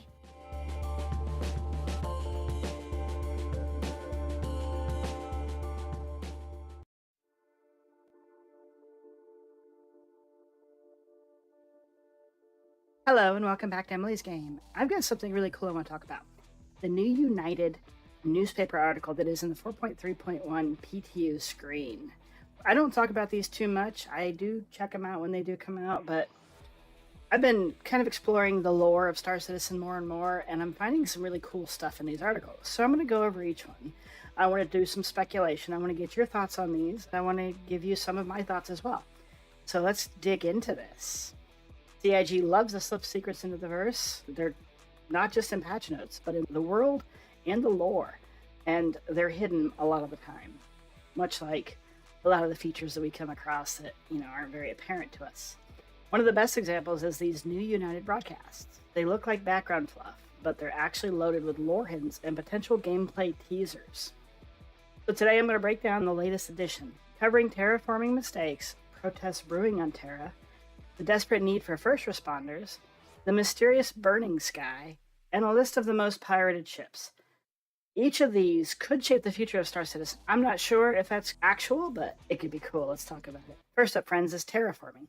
This article talks about the rise of re-terraforming companies, fixing worlds that didn't quite turn out right. One real example in game that we already have is Microtech, which is Stanton 4. Terraforming began in the late 2800s after the system was sold to the UEE in 2865, but that process went sideways. It left the planet far colder and stormier than intended. The failure was such a big deal that it was even debated through the UEE Senate. Microtech has tried to patch these mistakes ever since. They even genetically engineered an apex predator called the Boreal Stalker to fill the top of the food chain and help balance the ecosystem. I did not know this. I just learned this today, actually, as I was doing my research. But even with these interventions, Microtech still stands as one of the UEE's best-known terraforming failures. I'm sure there's others. I haven't found any yet. But if you know of them, let me know. Maybe this new United article is hinting at tech changes baked into lore. We've already seen CIG rework clouds, lighting, and biomes patch by patch. What if re-terraforming is a way of explaining planetary upgrades inside the story? Imagine logging in after a patch and finding Microtech storms weaker or stronger. Entire new valleys cut open with rivers running through them. Settlements thawed out, unlocking archaeology-style gameplay where you uncover what was buried beneath the ice from other civilizations that might have been here before us. Maybe even New Babbage itself becomes a desolate ruined city, no longer the hub we know today. These could be reality if they try to re-terraform a planet that failed its terraformization. I think that's a word. It is now. Alright friends, the next article is about Terra General Regen protests resuming. And that's a big deal in Star Citizen's lore. For years, Terra has been seen as the rising star of humanity, newer, wealthier, more advanced than Earth. A lot of people think that Terra should actually replace Earth as the capital of the UEE. And of course, that's not something Earth loyalists are happy about. But why does this matter to us? Because it could set up factional gameplay, political missions, story-driven conflicts. If and when Terra eventually comes online, I don't think it'll just be another pretty planet or system. It will bring with it a storyline of division and unrest, possibly, and maybe missions where players have to choose a side. The new United piece feels like a seed planted now for drama that will bloom later, so that'll be interesting to see. Alright friends, this is an exciting article for a lot of us because it's sort of the introduction to the 2 Apollo variants that we're going to be getting here really, really soon. Maybe within the next, week and a half? I would imagine at the end of Pirate Week, but I'm not sure. So, this article, Empire desperate for first responders. Apparently ambulance pilots and medics are in short supply across the UEE. This feels like a direct nod to gameplay. We all know there's more gameplay coming to the medical side, but how much? We know we're getting the 2 Apollos, and healing mechanics are already in place, along with the new med gel. But there's room for so much more. What if this article is foreshadowing a whole new wave of medical contracts, emergency beacon pickups that pay more the faster you arrive? Reputation systems where being a reliable medic unlocks bigger payouts or even exclusive gear, kind of like we have with the ASD Onyx facilities right now, which is pretty cool if you ask me. Maybe even large-scale disaster events, and get this sounds exciting to me, where players coordinate as fleets of rescue ships evacuating civilians or stabilizing a battlefield. Here's a thought, and this is a fun thought for me. What if first responders aren't just for combat zones? Picture med ships racing into planetary disasters, failed terraforming sites, or even protests that turn violent. That could even be how CIG starts to introduce early passenger-style contracts, transporting wounded civilians, evacuees, or even protesters caught in the chaos. Suddenly, the medical career path isn't just dragging your friends to a tier 1, 2, or 3 bed, it's a fully fledged profession woven into the fabric of the verse. I don't think this is a question of if anymore. CIG is already leaning into medical gameplay. The real question is how deep they'll let us go. Will medical stay a support role or evolve into one of the core career paths that can define your place in the verse? Just imagine, friends, evacuating an entire planet by way of your med ships and your capital ships, coming together in a global event with everybody out there for a good cause. Hopefully not a PvP event, but more of a PvE event where we work together to save the entire civilization on a planet. Be freaking cool if you ask me. All right, friends, let's talk about this one. This got me stumped pretty good while I was trying to do some research for it. Burning Sky. That photos leak. What is this? I'll be honest, I had no clue why this was included. I still don't. My research turned up very, very little on this, but some of you might remember back in 2019, an image started circulating called the Burning Sky, supposedly a fiery new planet in the Pyro system. I wasn't around then, so I had no idea. This is all new news for me.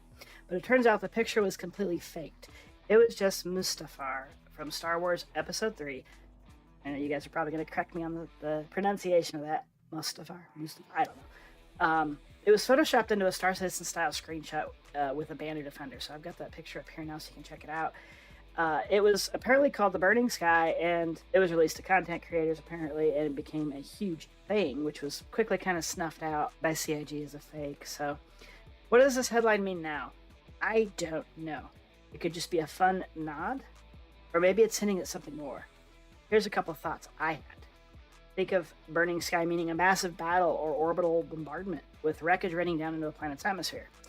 Got the Apollo coming in, so great event for something like that, right? Some form of jump point malfunction, something catastrophic enough to scorch a planet's sky, possibly a pyro, I don't know. Alien involvement, think of the Vanduuls using scorched earth tactics. I mean, we know they're coming in Squadron 42, but do we know they're only coming at that point, or could they come sooner? We've got Wicklow, who knows?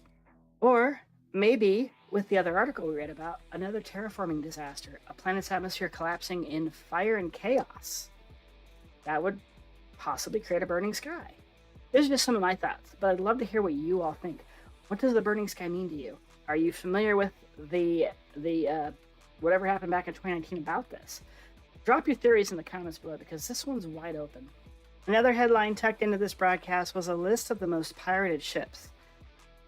I had a lot of fun thinking about this one, and I hope you will too, and I'd love to hear your thoughts on this. CIG hasn't given us any official list yet of what these ships are, but it's fun to imagine. I'd bet the ships like the Hull series, the Raft, the Caterpillar, the Hercules, maybe the MSR would be prime targets. Anything that carries cargo, data, or high-valued goods. Or things like the Phoenix, the high-class passenger ship, the 890 Jump. Here's where it gets interesting, at least in my mind. What if CIG actually leans into this and makes this piracy more dynamic? Imagine NPC pirates going after those exact ships more aggressively. Not just random interdictions, but targeted ambushes because your ship is on that most pirated list. That would make owning certain ships feel more risky and more exciting, pushing players to hire escorts or fly smarter routes, or maybe not fly those ships at all. Or picture this. Players could get missions to protect high-risk ships when they're flagged in a system, or even contracts to steal one for a syndicate. It could evolve into a living economy where piracy isn't just a random encounter, but shaped by in-game data by us. And who knows, maybe if some of that's true, which would be really cool, we'll eventually get that list, or maybe we'll stumble across it, or who knows how it'll be relayed to us. And then slowly we start to see the mechanic build around it. If nothing else, it's a great excuse for us to speculate, which I love to do with this game, and I hope you do too. But it's enough for us to speculate on and to argue about which ships should be at the top of the chart. So I'd like to know what ships you think would be the most coveted by the pirates. All right, friends, there you have it. 5 little articles in a newspaper that not many of you have seen yet, unless you've gone into the PTU, each pointing to potentially bigger things. Terraforming mistakes of Microtech as our cautionary tale, complete with apex predators like a boreal stalker. How many of you knew about that? Protests on Terra planting the seeds for political unrest. A desperate need for medics that could expand into full career paths. The mysterious burning sky with roots in a 2019 fake photo, and maybe more to come. And a potential list of most pirated ships that could shape piracy gameplay. Which of these do you think will hit the game first, if at all? Are we about to see Microtech evolve, Terra politics boil over, or medical gameplay expand into full-fledged contracts, which I'm really hoping for too? Piracy possibly becoming more dynamic, and the burning sky reveals true meaning. Let me know your thoughts down in the comments below. I will be reading through those, and I will try my best to respond to every one of them. So I'm excited to see what you all have to say about that. Also, I want to remind you all about the raft giveaway still going on. We are trucking forward to the 500 comment mark. Once we hit 500 comments on that video, one comment will be drawn for the giveaway of that raft. So one of you will get a brand new LTI raft. Please note, it's not in a game starter package. This is my personal ship. I'm just giving it away to one of you because I love you guys. Additionally, I released a new video series, the first one this past week here, called the CYA series, the Choose Your Adventure series. Check that out if you haven't had a chance to. The goal of it is for me to do what you tell me to do in a playthrough. You set the rules, you set the armor, you set the weapons, you set the ship, you set the location, you set the contract, whatever. Make it crazy, make it chaotic. I had a lot of fun making that video. Check it out if you're curious about that. But please don't forget to leave me a comment on what you want me to do next. You can do it together, or you can do it separately, individually. You know, one comment at a time, specifying one thing, and the next comment specifying another. Or you guys can get together and talk about it in the comments and give me a whole crazy ass thing to do. And I want to do it. So check that out. All right, friends. If you like this and you want more content like this, don't forget to like and subscribe and leave those comments. I want to read them. Guys, I love you, and I'll catch you in my next episode. Take care and have a wonderful night.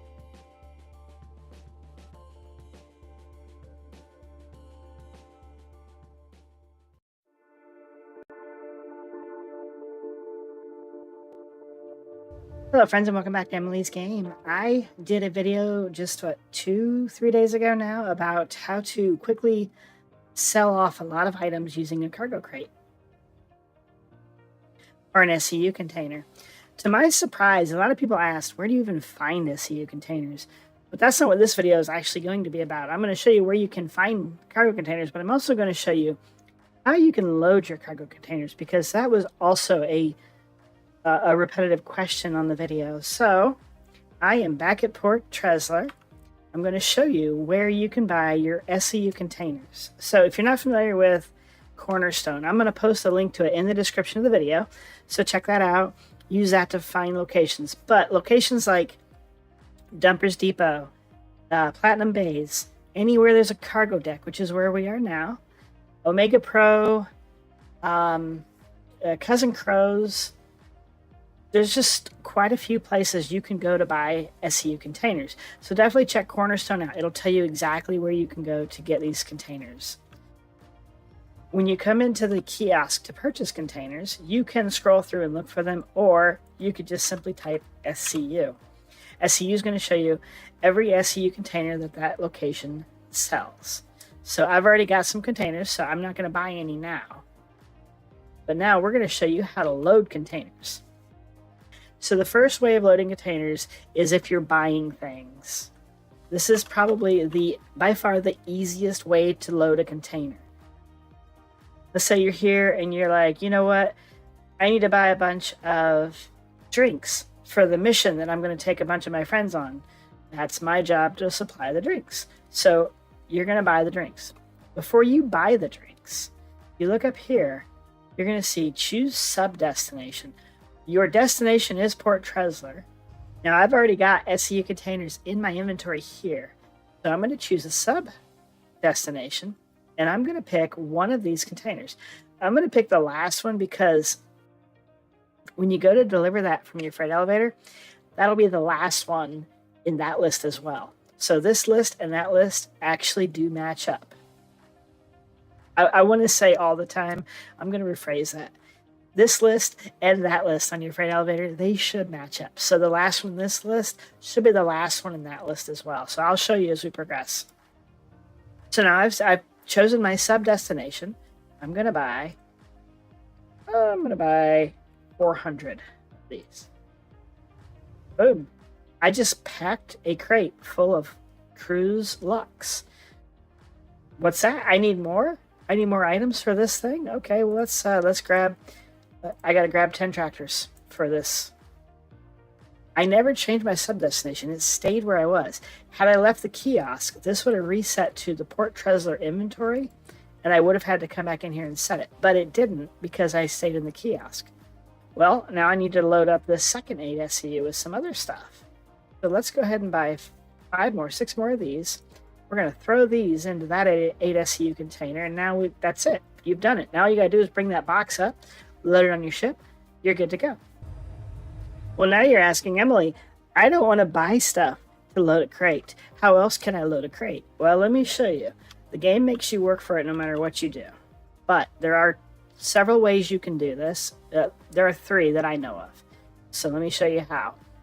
We've already loaded the last 2 in my inventory with some other stuff that we purchased. So now, how do I move certain things from my inventory to that location without it being such a pain in the ass? Got some bad news for you, friends. Either way, it's going to be a pain. There are some ways that are easier than others. The first way, this is not the way I like to do it, is drag and drop. So you open your container from your inventory, right? Now you can find that by going to containers. If this is your main base and you have a lot of stuff in here, you go to container, you'll see your inventory. You'll look at your crate, and there's a little, I'm going to call that the expand button, right? It's an arrow in a box pointing upwards. We'll call that the expand button. You're going to click that. And when you do, you're going to see the contents of that crate. As you can see it, this is the stuff I bought from the cargo center just a little bit ago. So now, I want to put some drinks in there. Well, you can come here. We're going to split this into a couple of 10s. And I'm going to load a 10 in there. Well, that's how you move cargo into crates through your inventory. It's not a great way. All right, it's kind of a pain in the ass way. So I'm going to show you another way that I actually prefer. That way requires you to bring a crate out of your freight elevator. So we're going to do that right quick.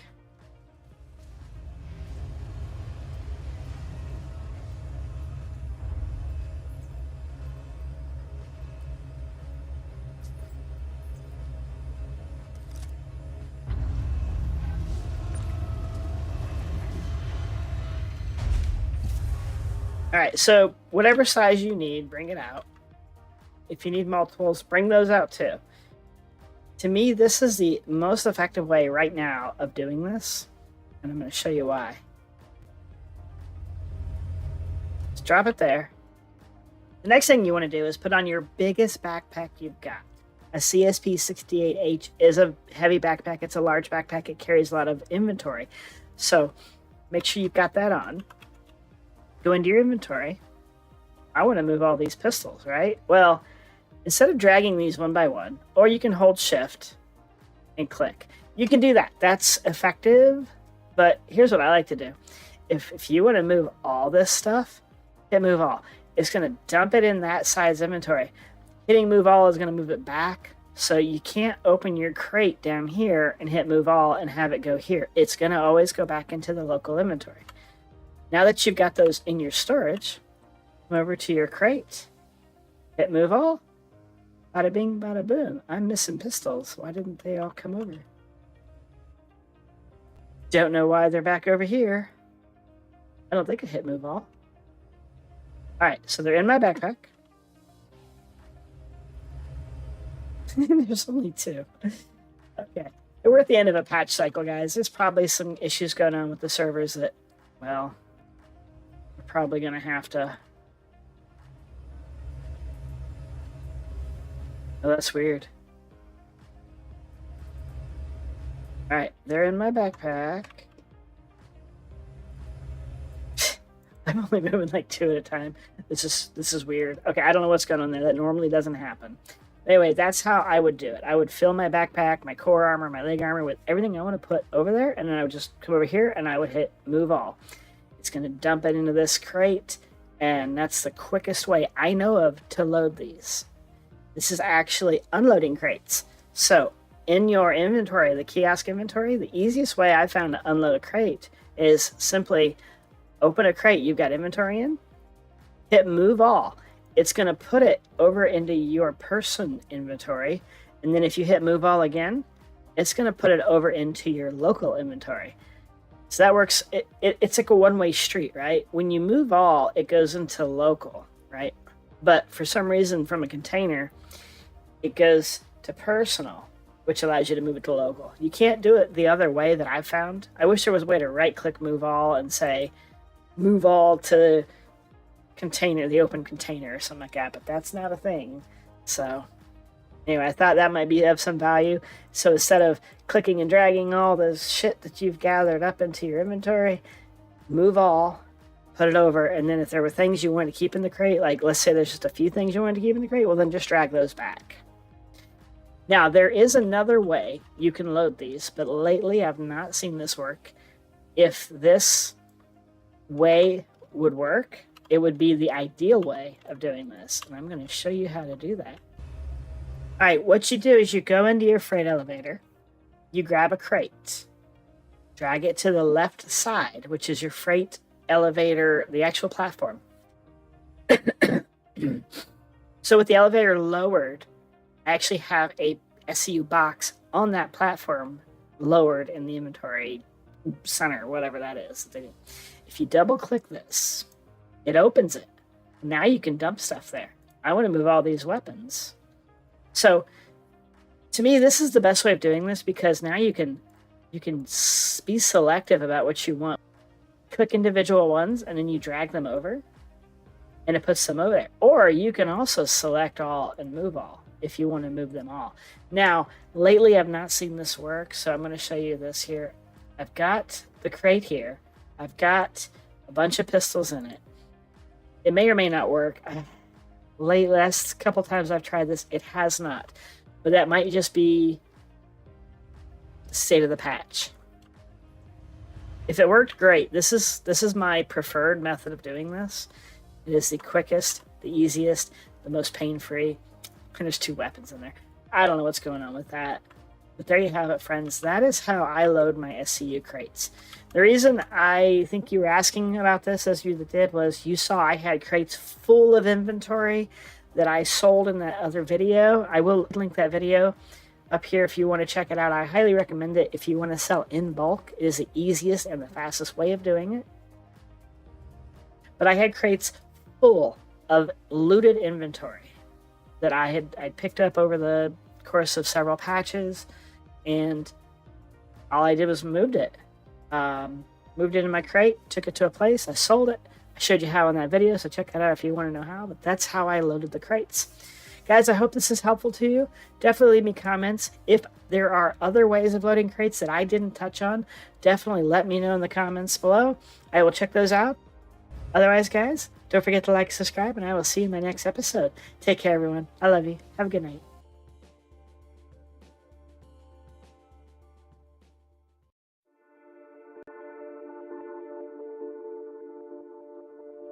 Hello friends and welcome back to Emily's Game. I wanted to update a video I did just about a year ago, maybe over a year ago now, about how to sell items in bulk.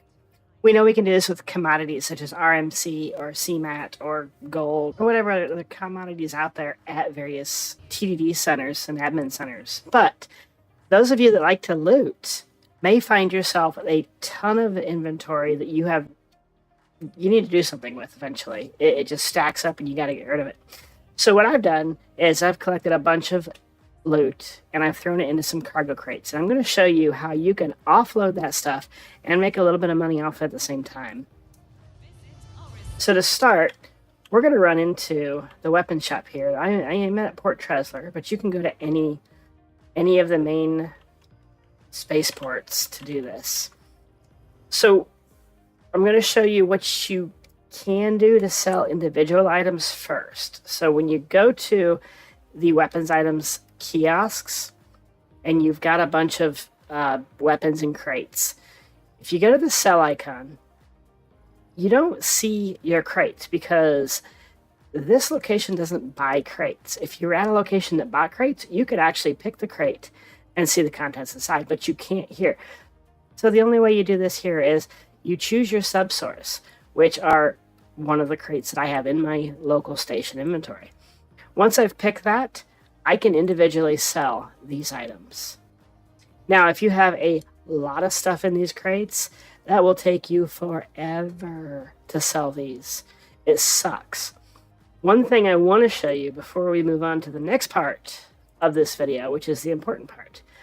I have a bunch of pistols in one of these crates, and as you can see, they do sell individually for 395 credits. Remember that. So now I'm going to go to the cargo center, and let me show you how you can sell these items directly from the crate in bulk. So one of the key points to remember here is I have brought these boxes to the station on a ship, and then I put the boxes on my freight elevator and lowered them into my inventory. You've got to get them into your inventory. You cannot detect them from the ship. I did test that just before this to see if that might be a change they've made, but it is not. All right, same thing with at the weapons kiosk. You need to go to sell. Now, if you notice, I see my 3 crates. I also see them here, so I can still sell individually. All right, friends, this is the crate I had with the pistols in it. As you can see, they don't sell here. I don't know why that is, but you cannot sell those pistols at the cargo centers. All right, now, if we go back here to sell and go to all options where you see your crates, now you can pick your crate. If you hit quick sell, I believe that sells the crate and not the contents, and I think it dumps all the contents back in your inventory. So do not hit quick sell. You want to select this and then hit sell, and then there you're going to see all the items you can sell. Now, you cannot scroll through this. I don't know why. That could be a just me issue. If you're able to scroll through this window, please let me know. I don't know. I've not been able to do this patch for some reason. I think I could in prior patches, but anyways. So if you look, these are already selected. If I pick one, it's going to lower the price, which means it's unselecting them. So you do not have to select these. They are pre-selected. I'm going to hit sell. That means I made almost 32,000 credits off that crate. If that would have been all loot stuff, that'd been a nice little, hey, I need a little bit of extra money. Let me just sell all the shit that I picked up, and bada bing, bada boom. Now, I think this is the one with my pistols in it. No. So this one has armor items. So as you can see, I'm going to sell 8,844 worth of armor items. I believe that would cost me a ton more to buy than I am to sell. So you can't buy it to sell it. You're not going to make any money that way, but if you're picking up this stuff in the bunkers, in the depots, in the CZs, you're going to be able to build up an inventory and then sell it off like this and actually just make some extra credits. Just remember, don't go buy stuff to go somewhere else and sell it. You're not going to make a profit off of it.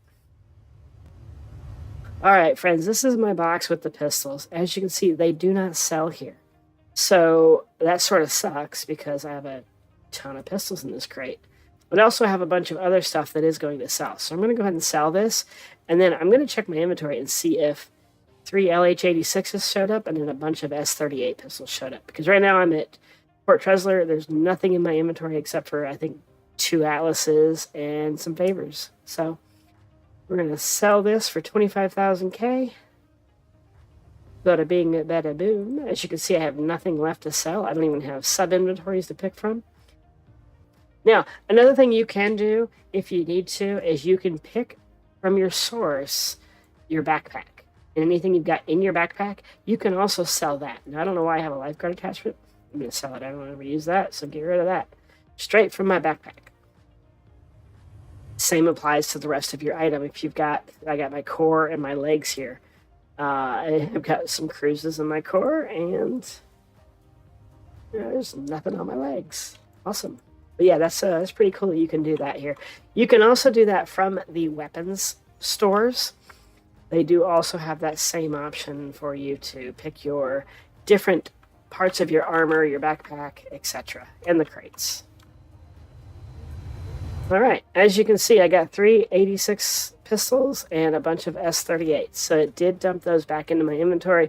So if an item does not sell when you sell them en masse from a crate, it will put it back in your inventory. You can box it up and do what you will with it elsewhere. I don't have a need for these, so they can just stay here at Port Trezler, and I will forget about them. Hi friends, that's it for this video. If you found this helpful, don't forget to hit the like button, and don't forget to subscribe so you can stay up to date on any of the videos I put out on gameplay tips or how-tos, etc. Also, don't forget to let me know in the comments your thoughts on this. Do you have other ways of selling that are useful that I can also share with the community here? Do you have struggles in selling from crates? I'm curious. I had someone comment on a video today saying all these issues that they're having. I don't have the same issues this person does. It kind of blows my mind how wildly different some of our experiences can be. Some people have an enormous amount of issues, while some people have, just a few here and there.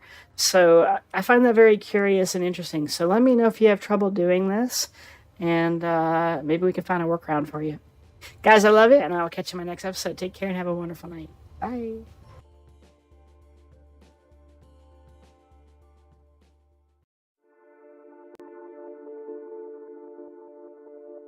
Good evening, friends, and welcome back to Emily's Game. I have had a lot of comments on my video from, I believe it was 2 patches ago, about ship auto-loading and unloading, wanting to know if it still works in 4.1. I believe it does, but we're going to go test it. So if you're not familiar with how this works, let me share a couple of tips with you along the way on how to do this and how to do it successfully, because there's a few ways that you can actually cause it to screw up. The game can also cause it to screw up, but there's some things you can do to prevent yourself from causing it. I've got 2 star lifters here, an M2 and a C2. I'll touch base more on why when we get back to the hangar. We're going to load up my C2, and we're just going to go with scrap, because scrap is great. Alright, so if you look, I was able to select my C2 right off the bat. Now, in my last video, that didn't work. When you picked a ship, it wouldn't pick it. So it seems to be working here, but the weird thing is my M2 is not choosable, which I don't understand. The C2 is, and it's correct because it's 696 SCU. So always make sure your cargo capacity matches the ship you're trying to use. To me. But pay attention to what ship you've got, okay? Your SCU capacity will help you with that. All right, we're going to go ahead and load it up with these SCU crates. It's going to cost us 912,000. Since we've selected the ship, this should auto-load it. Your estimated loading time is 6 minutes. We're going to let that run through. It's going to cost me 20.3K to auto-load it, because that could be a thing. All right, we're going to wait the 6 minutes out, and I will see you back at the hangar. All right, friends, as you can see, I got 30 seconds left before my ship is full. So while I am waiting for this to finish, let me go over why I said earlier that I've got 2 star lifters up here. This is kind of important right now because this is still kind of an issue. If you call a ship from ASOP terminals at the hangar stations here, there's a really good chance the ship won't be there when you get in the hangar. There's a really good chance it could be destroyed. There's a really good chance it could be upside down. I don't trust the ASOP terminals outside the hangars. So what I do, instead of calling the ship that I'm intending, I call another ship of like size. Well, since I've got my C2, I need a big ship. So the M2 is appropriate for this situation. Now that my C2 is full, I could retrieve it, but as I said, I'm not going to because I don't want to lose the cargo. I'm going to call this M2. Now, I'd be willing to bet that when I get into my hangar here, the M2 will not be there. And this is precisely why I didn't want to call the C2. Now, I'm probably a liar. It's probably going to prove me wrong. The game is listening, and it's out to get me for some reason lately. So, let's see what happens. It's showing. But you know what? Oh, this is weird. couldn't activate the screen. I'm okay to be wrong, but experience dictates that this.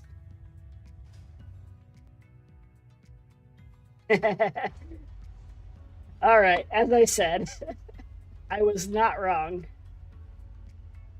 My M2 is down there. This is exactly why I didn't want to call the C2. It's it's broken. So I'm going to claim the M2. So this is a problem if you don't have multiple ships that you can do this with, which kind of sucks. I really hope this gets fixed soon. Yeah, you see M2 Starlifter, claim. I'm going to go ahead and do it. Your insurance claim. Please visit us again. This way it disappears. Oh, hey, look. It's gone. We're going to deliver this. Your vehicle has been delivered.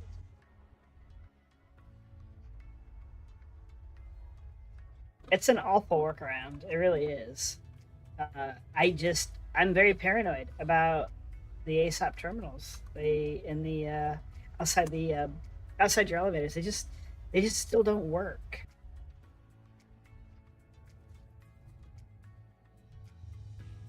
Let's go. Jeez, these are slow. Like the Polaris. Check it out. There's cargo. Oh. So we got our cargo, which I'm very happy for. Was a little worried it wasn't going to be there, to be honest. Okay, I'm going to say this a few times throughout this video. Do this at your own risk. There is very good potential that you can lose your cargo doing this. Very good potential you lose the money you invest in doing this.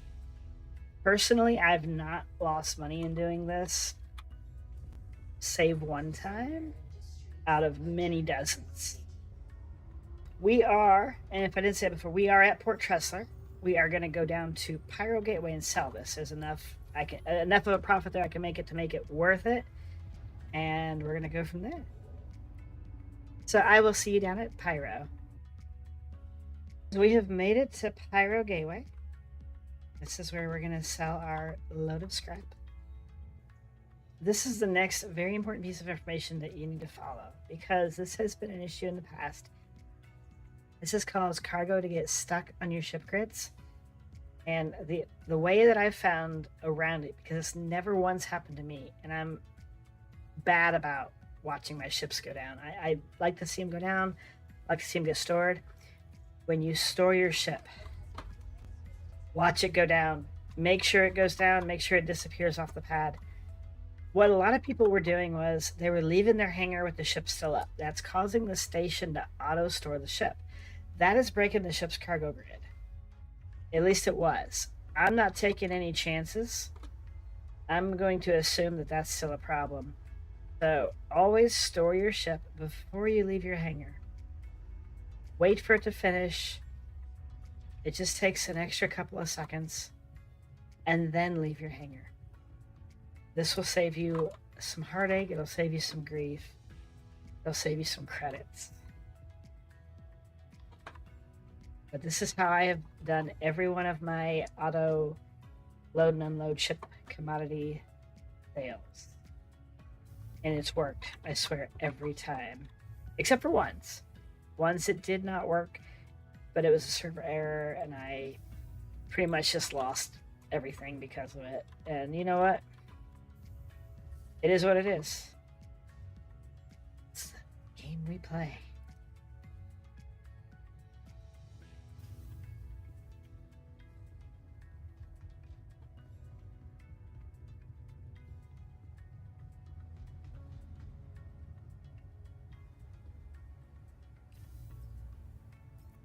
I have another issue too, where if I back up, can't see it now, I get the loot prompt, and for some reason, it's been kind of superseding what's in front of me, and I keep looting myself. So I'm not sure what's up with that. I do need to put a ticket in for that, but I've been seeing that since last night.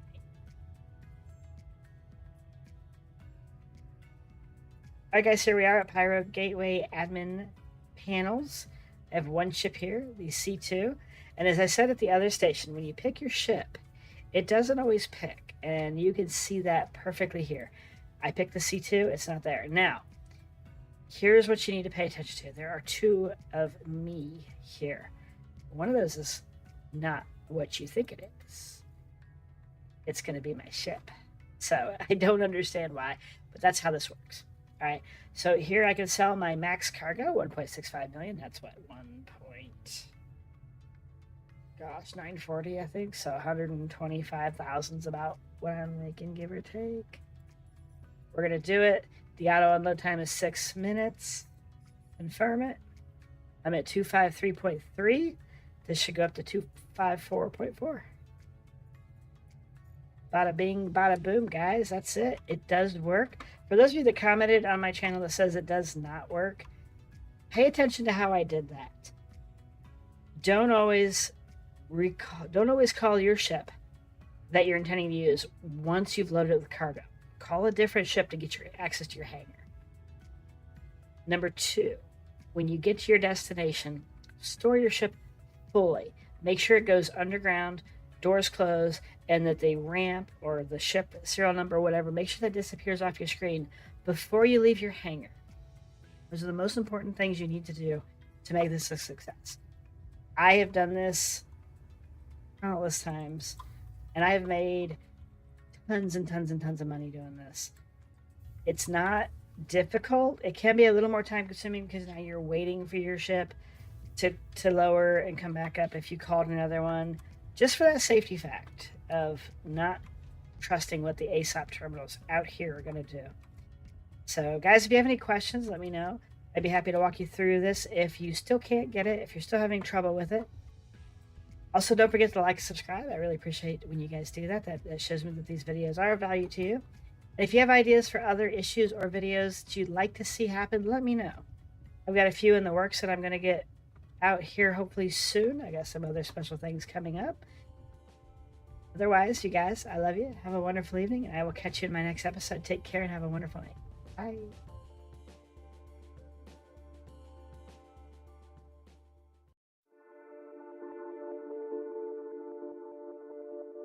Good evening, friends, and welcome back to Emily's Game. In my video yesterday about how to unload and load cargo, and a lot of questions about, does this work in hauling missions, and why can't I get the reclaimer to do this? So what they're asking is, why can't the reclaimer auto unload and load? I don't know about auto loading the reclaimer. I don't see why you'd want to do that, but yes, it does auto unload. I'm going to show you how. As for hauling missions, I've responded to everyone that I've seen ask that question. No, auto loading and unloading does not work for hauling missions until you're beyond the member rank. Once you get beyond the member rank, the missions that give you thousands of SCUs to pick up and deliver allow you to use the Haul C, which you can pick up from the cargo deck and deliver to a cargo deck, which allows you to auto load and unload. That is the only way I know that you can use auto loading and unloading for the hauling missions. I am currently grinding my way there. I'm about halfway through member rank, so as soon as I get to the part where I can use my Haul C on those, I will put a video out showing you how that works with the hauling contracts. All right, friends, so what I've done is, the ones that have asked about the reclaimer, you're asking because you know how to use the reclaimer. So I'm not going to go through the process of showing you how to use the reclaimer or how I got these boxes. But I did go get these just rather quickly here.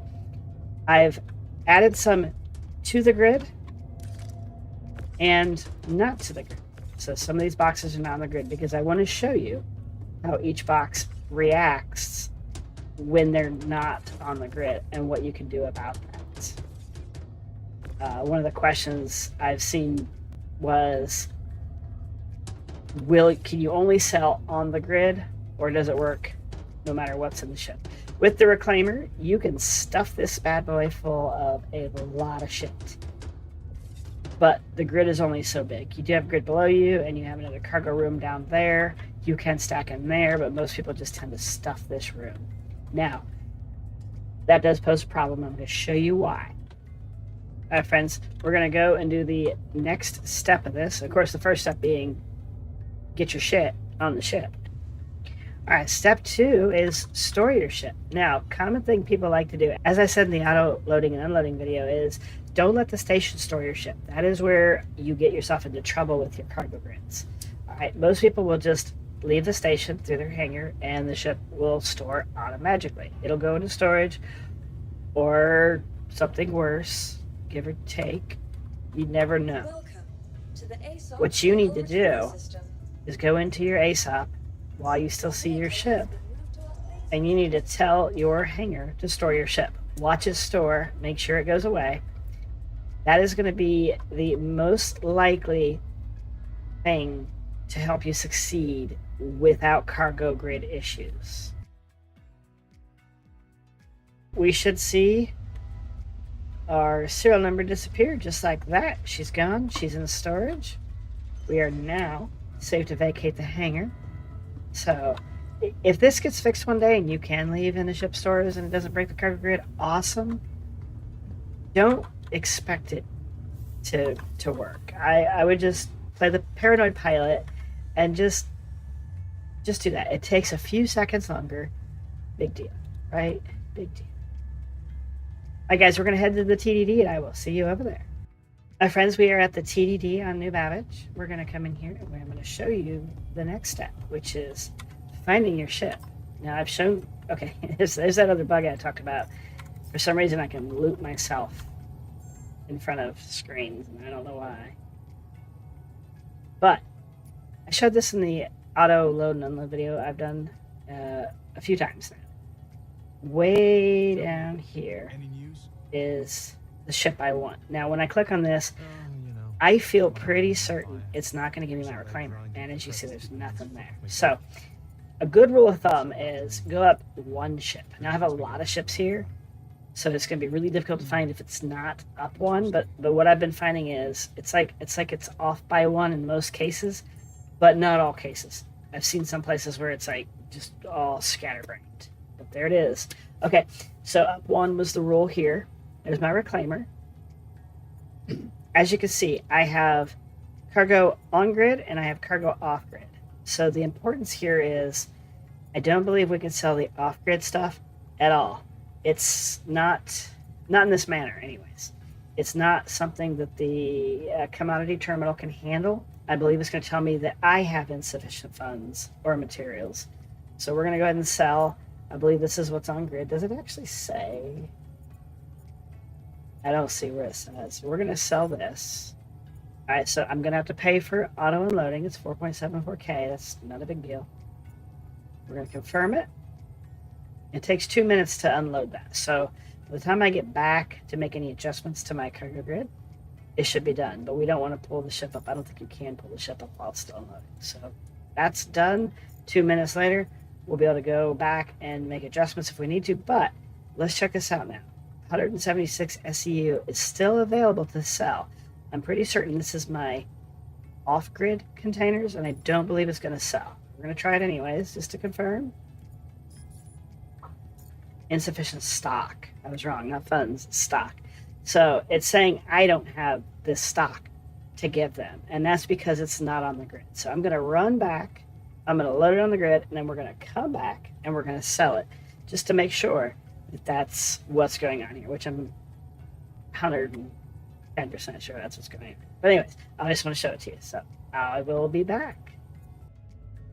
Hi friends, we are back in the reclaimer and we have less boxes. So we're going to position these guys onto the grid so that I can get it sold.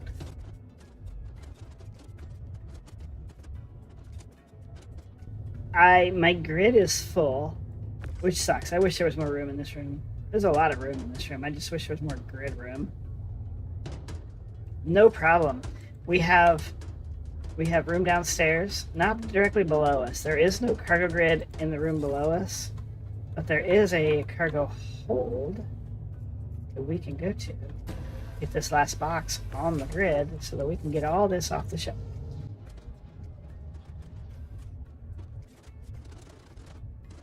Oh shit, can you not do size 16 boxes down here? Oh, I think I learned something new today, friends. Oh, that sucks. That's dumb. Ah, chain. I forgot that chain was there. Okay, well, I was wrong. If I had 8 SCU boxes, I could take care of that. So I'm going to cheat. Stand by.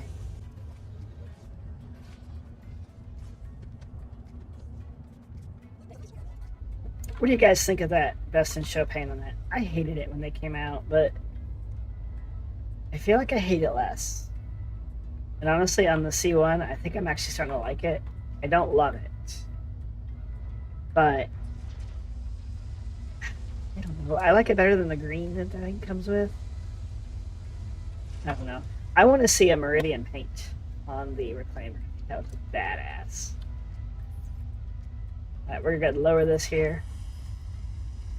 That way it's in inventory.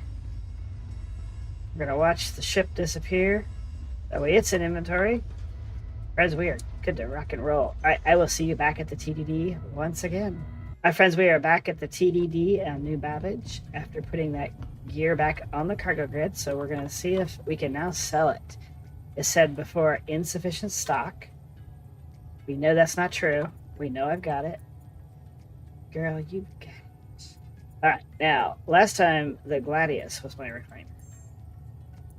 And it still is. Alright, it registers 10 16 SCU boxes. You're going to sell it. Firm it. You keeping busy? Bada bing, bada boom. There you go, friends.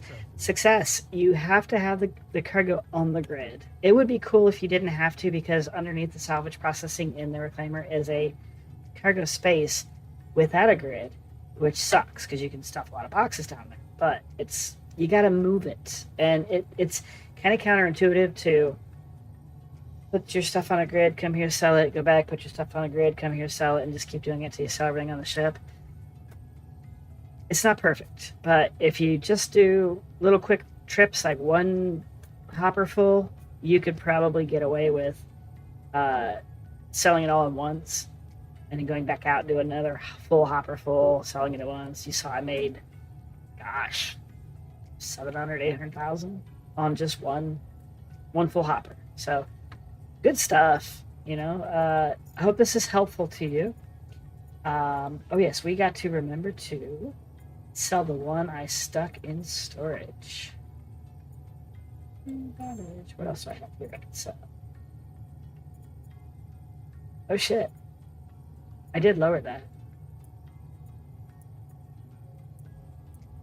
Uh-huh.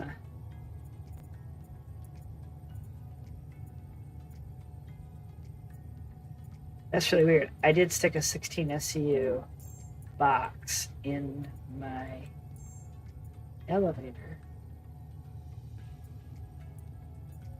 I'm pretty sure it went down. Anyways, whatever. It's just one box.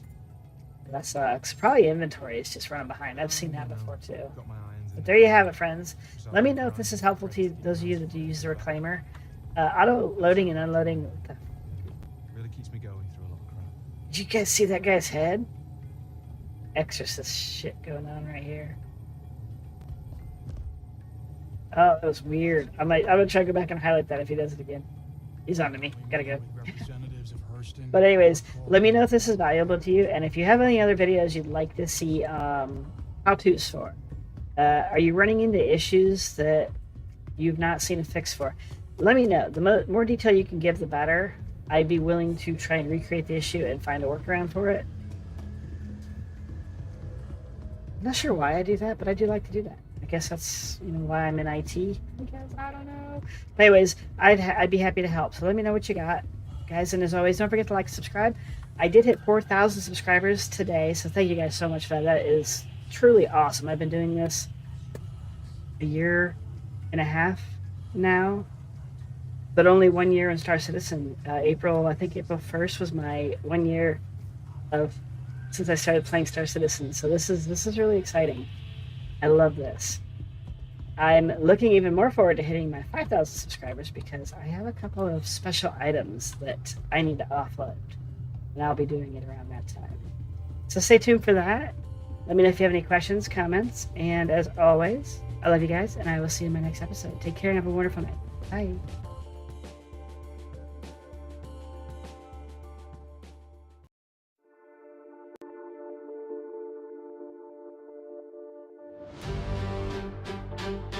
Yeah. Yeah. Hey, yeah. Atlas in the bay, heavyweight every day. Workhorse of the verse, let me show you how we play. Atlas in the bay, heavyweight every day. Workhorse of the verse, let me show you how we play.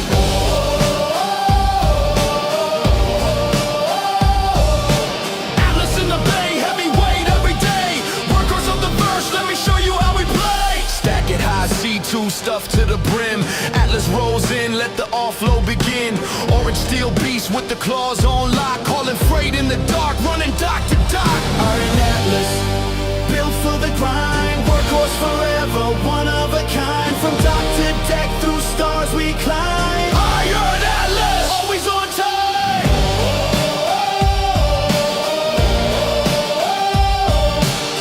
Iron Atlas, always on time.